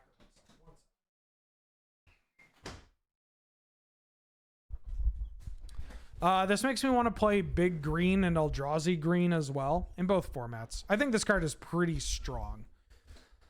Like even just 4-mana 3/3 ramp is kind of nice. Like 4-mana 3/3 creature that finds whatever utility land you want is pretty hot. Finding Castle Garenbrig, finding Maze's End, like, yeah. Wow, fuck Tron. CD Mac, welcome back for the 5th month. Why was 6 afraid of Ren? Because 5, 3 to 2.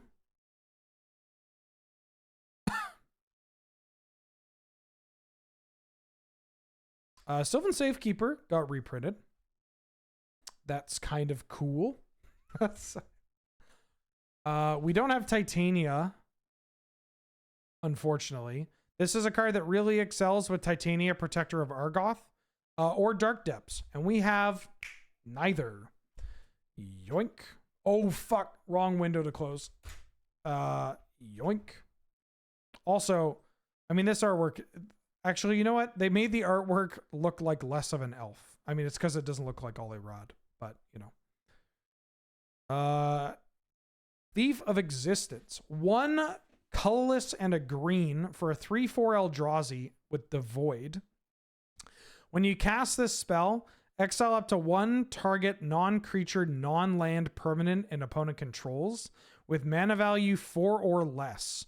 If you do, Thief of Existence gains when this creature leaves the battlefield, target opponent draws a card. Very weird. It is... So this mana cost is a little difficult to get to. It does have Ancient Tomb mana. Being able to exile a Planeswalker in green, kind of wild. Exiling an artifact or enchantment or a battle, is kind of wild. And they just draw a card. I mean, drawing a card is pretty good, but I don't know. This is a hard one to evaluate because it's a little tough to cast. I mean, if we're playing Canlander, it's a little easier to cast. You could play this in medium green or like a green X deck if you really want to. Like, you know, you got Pain Lands, you got Rashadan Port, you got Strip and Waste and stuff. They said it was designed to remove Teferi 3. Well, it is on cast trigger. That's kind of nice. Yeah. I don't know if you can cast this card reliably, then I'm a big fan. It feels like that's a little tough to do with current Gladiator builds, but who knows? We might be entering a phase of Gladiator monocolor Gladiator decks running more utility like lands, colorless utility lands. Although it's a bit awkward because you're in green and you're playing Steel Leaf Champion and Friends, you know, or Old Growth Troll. I should probably pick the better one. But the powerful ability. Fuck, I keep doing that. There we go. This card's kind of funny. I don't really want to talk about it, but I think this is incredible design. Trickster's Elk. 2 in a green for a 3/3 elk. With bestow 1 in a green. Enchanted creature loses all abilities and is green is a 3/3 elk token. You get what I'm trying to say here. It's Kenrith. I think this is a really cool design, and this artwork is incredible. It's so good. I like the bestow frame. I'm a fan of the bestow frame. I think this might be one of the best pieces of artwork in the set. It's great. Yes. If you put this on their creature and that creature dies, you get the elk because you control it. I think that's pretty cool. I'm so excited for this card, Wirewood Symbiote. This is a reprint. This is a card of my childhood and this was such a big, like, holy shit realization moment because I knew this when I was a kid and I played elves. This was a card where I knew it did something with elves, but I didn't play it because I was like, why would I ever want to return an elf to my hand? That sounds bad. And then it's a bug, so it's not an elf. And then I learned that actually returning elves to your hand to trigger your Wirewood Hive Master again, to untap your Timberwatch elf, you know, was pretty fucking good. Not to mention, the return is a part of the activation. So this helps brick removal. This is kind of like a weird Giver of Ruins in elf decks. Not exactly the same, but like they got to kill the symbiote before they kill your elves because you're just going to be able to return them and untap and stuff. This card is great. You know, if elves ends up being like an actual deck in Modern, I might consider buying into Modern again. I know that I said I'd never do that. I mean, I have a God account. I could just do that anyways.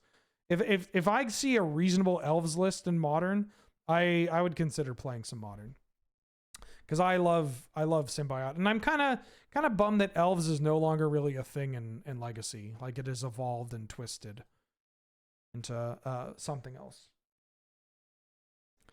Wumpus. Oh, this card's not good, but it is very funny because it's a Wumpus, and I like Wumpuses. 3 in a green for a 6/6.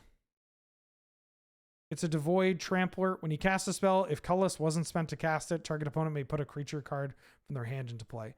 This is just a limited card, but yeah. Special guests. Brum. It's just endurance, but guess what? Endurance is very good. Endurance is pretty strong. Free graveyard hate. Instant speed graveyard hate. Blocks well. Flash creature. Good stat line. Reach. Nice idiot birds. Get bent. Don't think there's anything here yet. Yeah, no. Okay, great. I'm going to call it there. We have so many more cards to cover. Oh yeah, I got to get ready for the stream. I should eat something too. Yeah, we got a lot more cards to cover here. I'm going to be, am I streaming again tomorrow?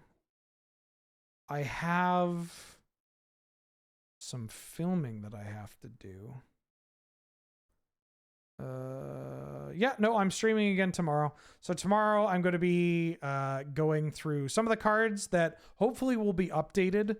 That got previewed over the weekend, as well as multicolored, colorless, and lands.